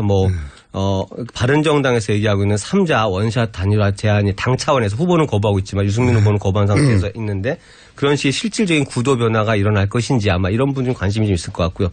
그 외에는 이제 지금 안보 이슈가 크긴 하지만 계속 진행 중이기 때문에 새로운 흐름을 만들 정도의 어떤 파괴력 있는 문제는 아닐 것 같고 돌발 이슈 정도가 이제 우리가 알 수 없는 부분으로 남아 있습니다. 그러나 이 상황에서 결국 이제 마지막 종반에 돌입할 때 과연 이제 다시 원점으로 돌아가서 문재인 대세론이 좀 확연해 보이는 상황 속에서 마지막 투표를 를 향한 일정으로 들어갈 것인지 아니면 이 흐름에 어떤 다시 한번 변화가 일 수 있는 어떤 가능성이 보일 것인지 이 부분이 아마 이번 주까지 좀 지켜봐야 되는 부분이 아닌가 생각이 됩니다. 저는 뭐 다음 주 예상을 해보면 문재인 안철수의 격차가 지금보다 더 벌어질 것 같다는 생각이 들고요. 실제로 이제 대구 경북이나 이런 데에서 홍준표 후보의 약진이 굉장히 두드러집니다. 그게 실제로 바닥에서 체감이 좀 되고 있거든요. 그래서 문재인 안철수의 격차가 지금의 한 적극 투표층 기준으로 보면 15%인데 이게 20%까지도 벌어질 수도 있다. 이렇게 좀 보고 있고요. 그래서 자력으로 역전은 지금 안철수 후보에겐 굉장히 버거운 상황이고 이제 연대론이라든가 아니면 대형 악재 문재인 후보 측에서 이런 것들이 뭔가 터지지 않으면 이 구조를 바꾸기는 굉장히 어려운 상황이다. 이렇게 예측을 합니다. 숫자로 말씀하시자면 두 분 다. 저 지난주에도 많이 틀렸는데 사실은 이제 예상이라는 것이 조금 그렇긴 합니다만 지금 흐름이라면은 이 상황 자체가 저는 뭐 어제 토론에서는 여러 가지 평가가 좀 엇갈리고 있습니다만 이 안철수 후보에 대한 기대감이 좀 급속히 꺾이는 흐름이 아닌가. 그래서 저도 격차가 좀 더 벌어질 거라고 보여지고 보수 표심의 향배가 좀 궁금한데 이게 다시 홍준표 한국당으로 지금 결집을 할 것인지 아니면 선거 무관심층으로 돌아갈 것인지 이 부분은 좀 아직 확실치가 않아 보이는 것 같습니다. 알겠습니다. 오늘 여기까지 듣겠습니다. 격조 높은 전문가 분석 박시영 왠지코리아 컨설팅 부대표님 안녕하십니까? 안녕히 가십시오. 그리고 이상일 아젠다 센터 대표님이십니다. 감사합니다. 네, 감사합니다. 또 떨어졌어. 너 또 입사 시험 봤어? 아니, 차량용 핸드폰 거치대 말이야. 여러 개 사봤는데 실패의 연속이야. 떨어지고 시야 가리고 운전석에서도 멀고 뭐 좋은 거 없을까? 싼 것만 찾으니까 그렇지. 제대로 된 거 하나 사서 편리하게 쓰는 게 더 낫지. 그런 게 있어? 그럼 있지. 1, 2, 3 할 때 2. 힘 세다 할 때 힘. 2 힘. 2 힘? 2배로 힘이 세다는 건가? 네이버 검색창에 2 힘을 검색해보세요.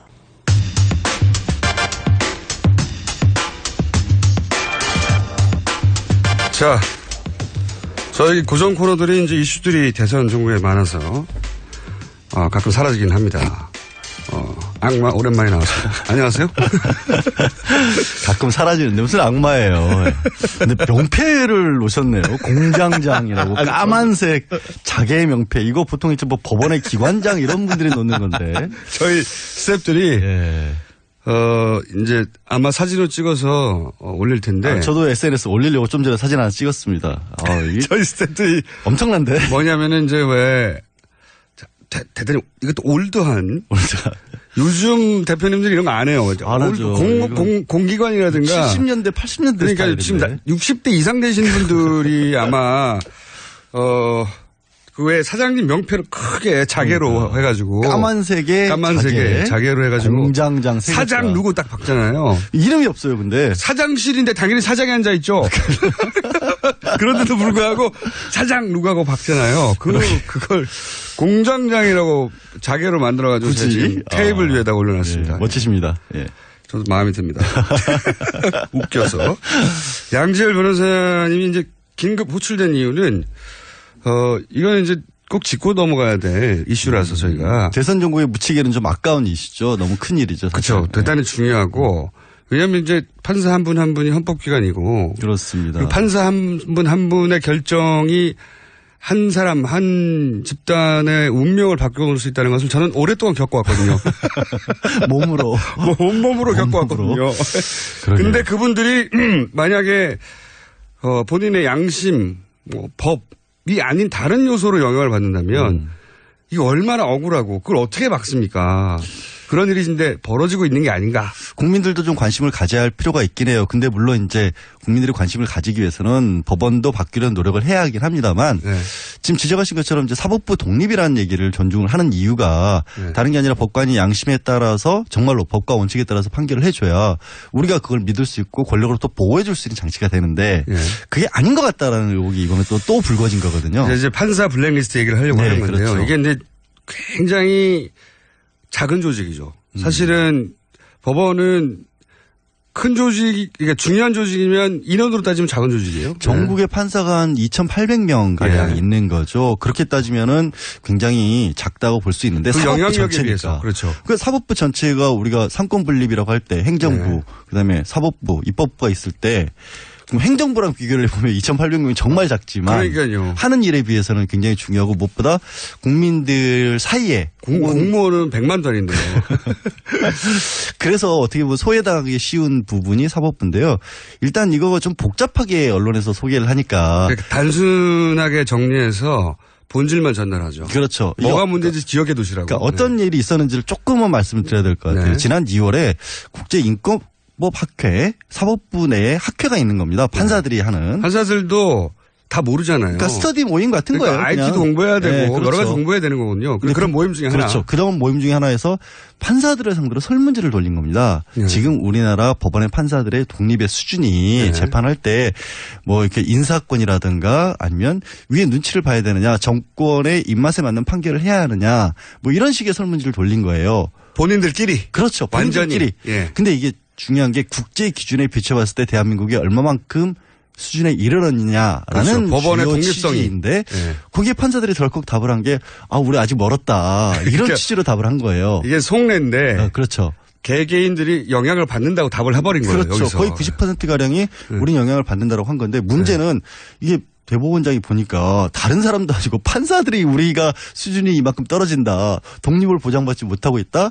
위에 법원장이 눈치를 봐야 한다라고 답변을 하니까. 그 이유를 또 인사권으로 든 거죠. 그렇죠. 그러니까 그러면 아니 이게 혹시 국민들이 보게 되면 판사들 스스로가 자기들이 독립이 안 됐다고 인정하는 이게 답안이 나온 게 아니냐. 그렇죠. 도대체 이런 설문지를 돌리면 어떡하느냐라고 하는 게 이제 소위 말해서 높으신 분들의 그렇죠. 걱정이었던 거죠. 사법부 높으신 분들의 걱정일 수도 있고 자기 치부가 드러나는 것에 대해서 그렇죠. 싫어한 것일 수도 있고. 그래서 그걸 어떻게 막기로 했냐면 마침 그 문제가 제기된 데가 법원 행정처인데 법원 행정처에 판사 한 분이 발령을 받아서 갑니다. 근데 아마 그 판사 한 분이 인권법 학회랑 인연이 좀 있었던 모양이에요. 그쪽에서 조금 높은 자리에 있는 선배격인 사람이니까 야 당신이 나가가지고 좀 잘 해봐라. 이런 식으로 나가게 되면 국민들이 가뜩이나 사법부에 대해서 불만이 있는데 못 믿는다. 법원 행정처는 참고로 그러니까 법관과 관련된 모든 인사.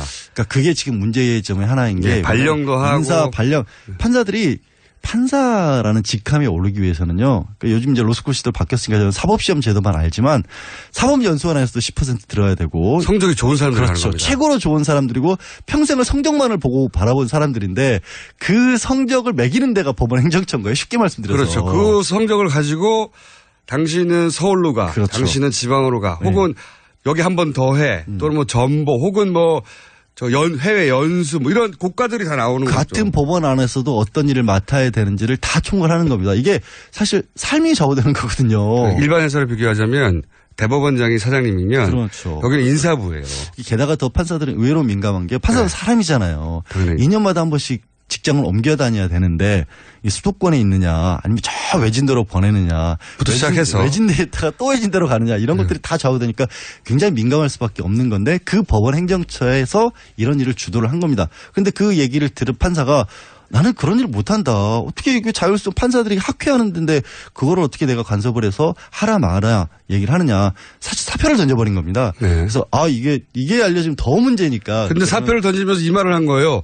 거기에 블랙리스트가 있다던데? 그렇죠. 블랙리스트라는 게 이분의 이제 주장이긴 합니다만은 그 얘기를 하고 왔다 갔다 하는 도중에 법원 행정처 소속 고위직 판사가 그렇게 하면 안 된다. 우리가 동향을 감시를 하고 있다. 판사들에 대해서 다 분석을 하고 있으니까 놀래지 말고 그런 일들이 있다. 암호가 걸린 파일이 그 컴퓨터에 하나 있을 거야. 컴퓨터에 들어있다. 이런 얘기가 나온 겁니다. 그 파일을 보더라도 왜냐하면 이제 그 파일에 접근할 권한을 가지게 되는 거죠. 그렇죠. 그 왜냐하면 법원 행정처에 발령을 가니까. 그 법원 행정처에 들어가서 그 자리에 가면 그 컴퓨터에 그 파일이 있는데 그 파일 안에 이제 소위 말해 블랙리스트 성격의 뒷조서가 있을 텐데 그걸 봐도 놀래지 마라. 그렇죠. 어떤 판사가 어떤 정치적 성향을 가졌다라는 게 들어있다라는 주장을 한 겁니다. 근데 그 파일을 그게 이제 블랙리스트잖아요. 사실 그렇죠. 있으면 그걸 열어봐야 되는데 법원행정처에서 또 거부를 한 거예요. 못 열어본다. 보안 때문에. 왜냐하면 이게 중요한 사항들 사실 중요한 사항이 들어있을 게 뭐가 있겠어요. 게다가 이거는 일반 직장인을 상대로 한 게 아니라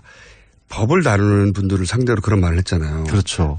그게 정당한 조처인지 아닌지는 모두가 판단하잖아요. 이거 말이 안 되는 조치라고 판단할 수밖에 없는 최고의 전문가들이 모여서 그거 말이 안 되는 조치인데 이렇게 나온 거죠. 법으로 따져서? 아니, 그리고 이게 못 열어본다는 게 못 열어봤는 건 법대로 권한이 없는 건 맞아요. 무슨 범죄 이런 것도 아니고 압수수색 영장을 낼 수도 없고 게다가 영장을 누가 내줘요. 결국 법원에서 내주는데 법원에서 법원 스스로 영장을 내줄 수는 없잖아요. 수사기관에 들어올 수도 없으니까. 근데 그게 말이 안 되는 게 이렇게 얘기를 한 거죠. 진상조사를 하면 그럼 판사들은 아니 1대1로 앉아가지고 업무용 컴퓨터지만 혹시라도 민감한 개인적인 자료가 들어있으면 그 부분은 빼놓고 진짜 문제가 되는 부분만 확인을 하겠다. 1대1로 보면서 열어보면 될 거 아니냐? 그렇죠. 그것도 거부를 해버린 거예요. 그게 이제 말이 안 되는 거죠. 말이 안 된다는 거를 누구보다 잘 따질 사람들이 다 모인 곳에서 이런 정도의 답변을 하니까 그걸 받아들일 수가 없어요. 판사들이. 그래서 판사들도 지금 나름 난리가 나서 일단 서울의 동부지방법원을 중심으로 해서 어제 이제 동부지방법원 부장판사들끼리 회의를 했고 오늘 전체 회의를 개최를 한다라고 합니다. 그러면서 또 몇 년 만에 이제 전국 판사 대회를 개최를 해야 하는 게 아니냐. 이 문제는 극복을 해야 한다라는 주장이 나온 거죠. 본질은 이제 판사 블랙리스트가 있다는 주장이 나왔는데 그 주장을 한 사람이 일반인이 아니라 법을 엄정하게 따지는 현직 판사라는 겁니다. 현직 판사고요. 법원행정처가 아까 잠깐 중요한 데라고 말씀드렸잖아요. 거기에 갈 수 있을 만한 판사라고 하면 법원 내에서 굉장히 신망이 높고 능력을 인정받은 판사인 거예요. 게다가 그 자리에 가려고 하니까 전임이 얘기해 준 거거든요. 그렇죠.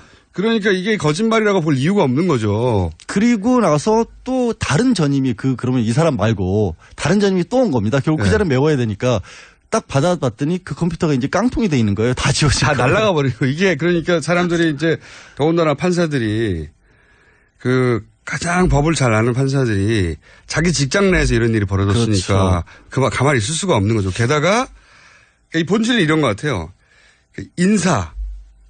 인사권을 이용해서 판사가 판결하는데 영향을 줄 수도 있다는 게 처음으로 드러나는 거예요, 이게. 그러니까 그 설문지 안에 문항들을 보면 정권과 관련된 판결을 내리는데 부담감을 느끼느냐라는 그런 질문들이 들어있는 겁니다. 그렇죠. 그런데 판사들이 부담감을 느낀대요. 그러니까요. 거의 이거는 정말 말도 안 되는 거죠. 정말 운이 좋았나 봐요.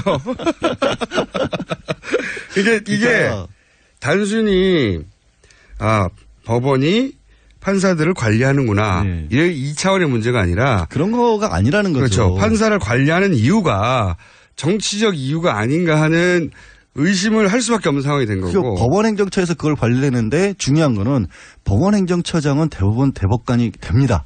그리고 대법원장이 될 가능성도 굉장히 높습니다. 법원행정처는 굉장히 중요한 조직이에요. 법원에서. 그렇죠. 그런 대법원장이 정치적 영향력을 그렇게 부당하게 행사를 했다는 의혹을 받고 있는데 그게 법원행정처에서 벌어졌는데 어떤 일이 있었는지를 알아볼 수조차 없게끔 막아버린 겁니다. 그러니까 진상조사위원회에서 전임 대법관을 만들어서 진상조사위원장을 만쳤는데 문제는 조사가 끝난 결과가 어느 정도 직권남용 같은 건 있다라고 지금 거기서도 결론을 내렸어요. 그래놓고 덜컥 다시 이거는 법원 내 공직자윤리위원회의 관할 사항이라고 또 관할을 넘겨버린 겁니다. 그러니까 이거는 은폐화 내지는 축소시키려는 게 아니냐라는 지적을 할 수밖에 없는 상황이 된 거죠. 제가 정리하는 방식으로 정리를 해보자면 대법원장의 인사권을 정치적 영향력을 주는 도구로 써서 헌법기관인 독립적이어야 할 법관들을 일개 직장인으로 만들어버린 거예요. 그런 사건이다. 라고 저는 본질을 보는데 약간 정확한 본질인데요. 문제는 그걸 만약에 사법부에서 개혁을 하려면 국민들의 관심을 가지려면 법원 스스로도 국민에게 오픈을 해야 되는 거예요. 사법부가 이게 권력으로부터 독립을 해야 돼. 국민으로부터 독립을 해서는 안 되는 거거든요. 국민들이 이 문제에 관심을 안 가지는 이유가 판사들 그동안 누릴 거 누리지 않았느냐라는 인식을 또 갖고 있는 거예요. 우리 목소리 안 들어주지 않았냐. 헌법으로 독립을 보장해 줬더니 자기들끼리 지금 이러고 있는 거예요.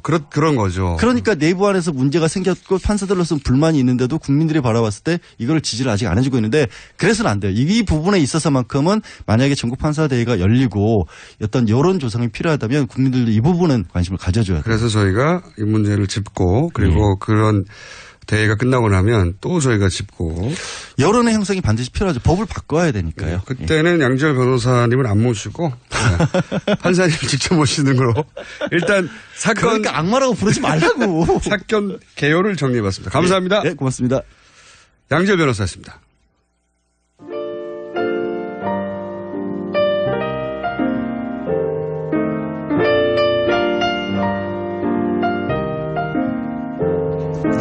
자, 불친절한 AS. 제가 이제 네거티브 좀 해달라고. 원래 네거티브 때문에 만들어진 코너인데 요새 네거티브가 약하다고 들었는데 아직은 잘 안 오고 있고요. 네. 공장장이 대선 후보 토론을 진행하면 진짜 재밌을 것 같아요. 아수라장을 만들 자신이 있습니다. 제가 손석희 사장님처럼 정리정돈을 할 것 같지는 않고요. 가장 강력하게 부딪혀서 싸우게 만들 수 있을 것 같아요. 서로. 시청률 대박을 만들 수는 있다. 네. 자, 그리고 예전에 노홍철 굿모닝 FM에서 전화 연결된 분이 자기 아버지는 교통방송을 듣는다고 했다는 이야기 문자로 보냈던 사람이에요. 네. 노홍철 씨가 3주 자리를 비워서 갈등 없이 뉴스 공장을 듣고 있어요. 무슨 문자인가요? 네. 저는 사실 지금 이 시간대 진행하고 있는 진행자분들, 노홍철 씨 비롯해서 김현정 씨 다 포함하여 동시에 생방송 진행 중 연결해보고 싶거든요. 얼마나 재밌겠습니까, 서로. 네. 근데 그게 잘 안 되네요. 몇 번 시도해보려고 그랬는데. 기대해 주십시오. 대선 이후에 또 시도해보겠습니다. 여기까지 하겠습니다.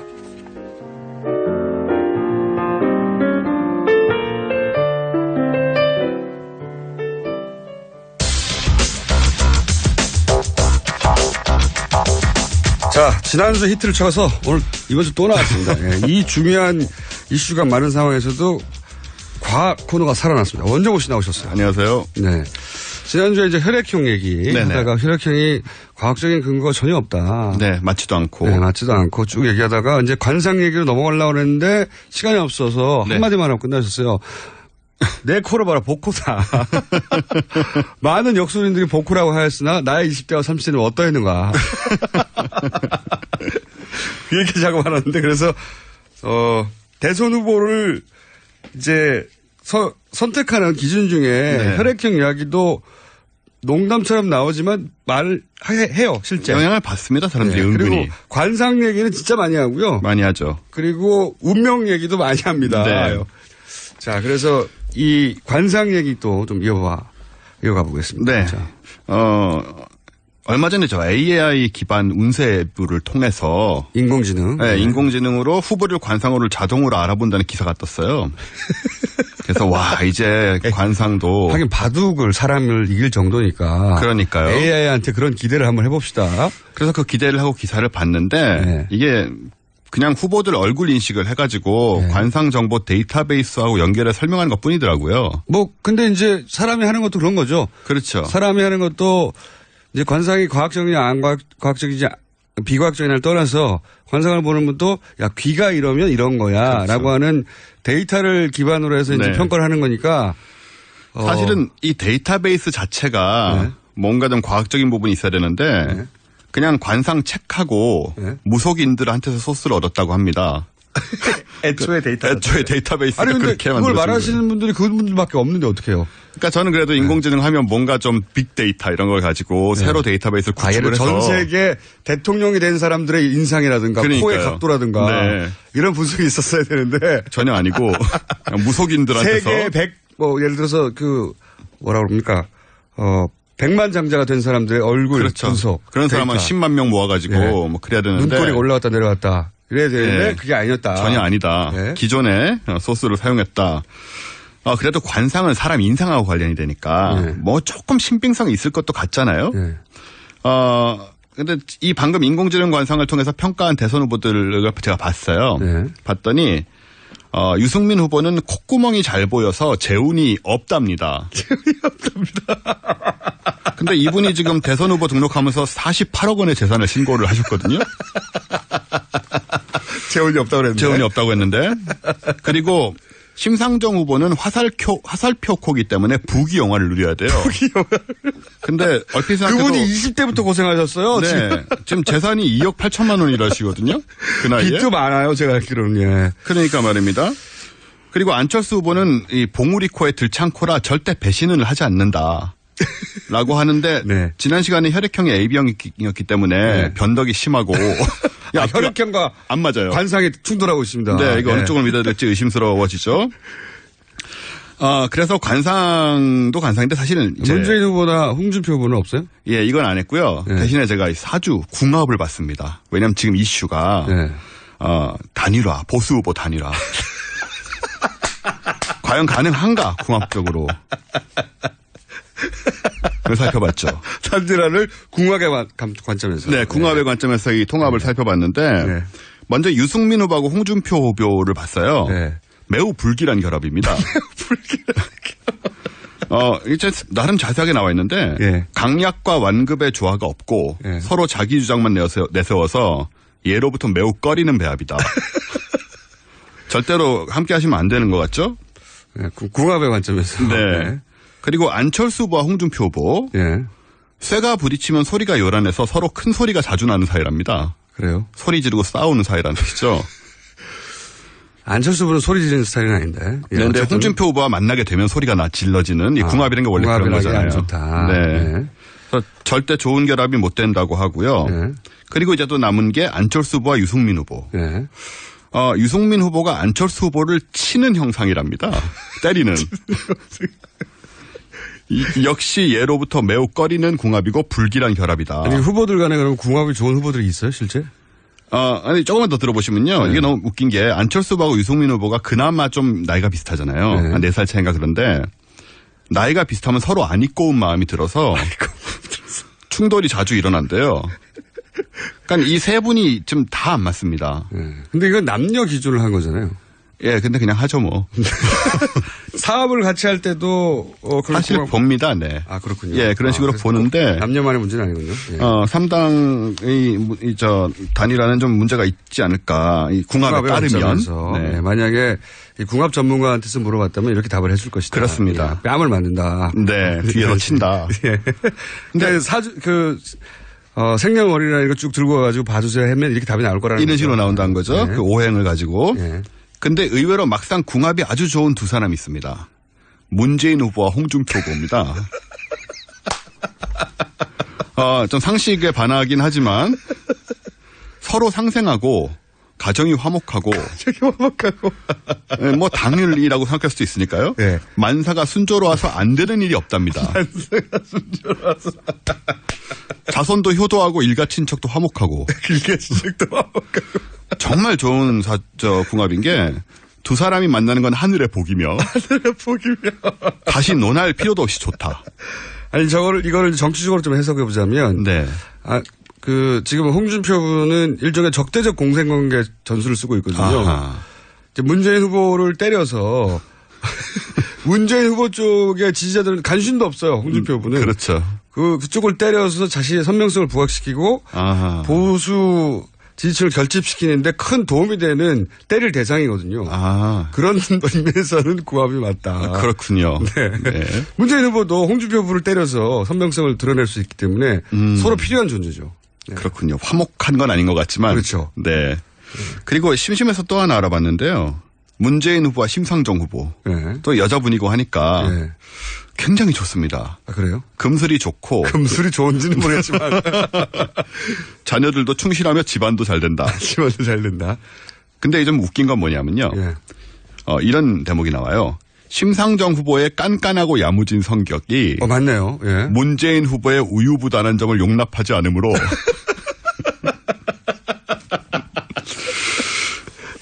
완급과 선악을 조절해야 무리 없는 삶을 영위한다고 합니다. 이건 좀 맞는 것 같잖아요. 그렇죠? 그러니까 물론 동의하지 않는 분들도 있어요. 심상정 후보는 깐깐한 게 아니다. 분명할 뿐이지. 또는 문재인 후보 지지자들은 유약한 게 아니다. 이렇게 말할 수는 있는데 어쨌든 궁합으로는 그렇게 나온다는 겁니다. 궁합으로는. 예. 어쩐지 좀 맞는 것 같긴 한데 우리 코너의 취지와는 맞지 않기 때문에 우연으로 치부하겠습니다. 그래도 기대가 되는 건 만약에 문재인 후보가 집권하는 경우에 심상정 후보와 함께 할 수 있는 일이 있지 않을까 같은 상상을 하게 되죠. 네, 이거는 이제 궁합을 완전해서 보면. 네. 그래서 대통령 후보를 뽑을 때 궁합을 보지는 않을 것 같아요. 관상까지는 얘기를 많이 하죠. 사실 꼭 한 번씩 등장합니다. 그분들이. 저 인상으로 보아 저분이 대통령이 될 것이다. 그렇죠. 대부분 틀려요. 대부분 100% 틀립니다. 대부분 틀린데 귀가 솔깃하죠. 그리고 대통령이 된 다음에야 비로소 예. 누가 이랬기 때문에 당선됐고 떨어졌고 이런 얘기들이 많이 나오는데 대통령 된 다음에 다 맞췄다고 해요. 보통은 내가 저 사람을 맞췄다고.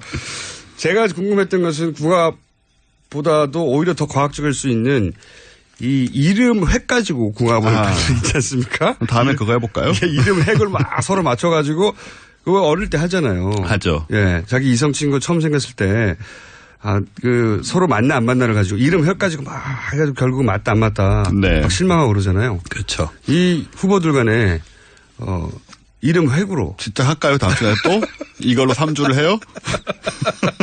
아니 이거보다 지금까지 나온 것보다 그게 덜 과학적인 이유가 뭐가 있습니까? 네, 전부 다 안 과학적이기 어차피 때문에. 과학은 포기했는데. 네, 과학은 포기했기 때문에 뭘 해도 상관없죠. 그러니까 저는 앞으로 타로도 좀 해보고요. 정말로요? 네, 타로도 해보고. 네. 그다음에 이름 획으로도 해보고요. 네. 뭐가 있죠? 글쎄요. 저기 별자리. 별자리. 네. 별자리. 제가 방심했네요. 별자리가 있었는데. 근데 조금 재밌는 건 여태까지 역대 대통령 거의 대부분이 1월 아니면 2월생이긴 합니다. 그래요? 예, 그게 무슨 의미인지 모르겠지만. 통계로 들이대니까 과학적일 것 같은데. 예, 뭔가 그런 건 몇 명이나 있어요. 된다고요? 이때까지. 양이 많지 않다는 게 문제군요. 모집장이 너무 적어요. 자, 오늘은 여기까지 하겠습니다. 다음 주에 또 나오실 것 같아요. 언제 오셨습니다? 예, 감사합니다. 김어준이었습니다. 내일 뵙겠습니다. 안녕.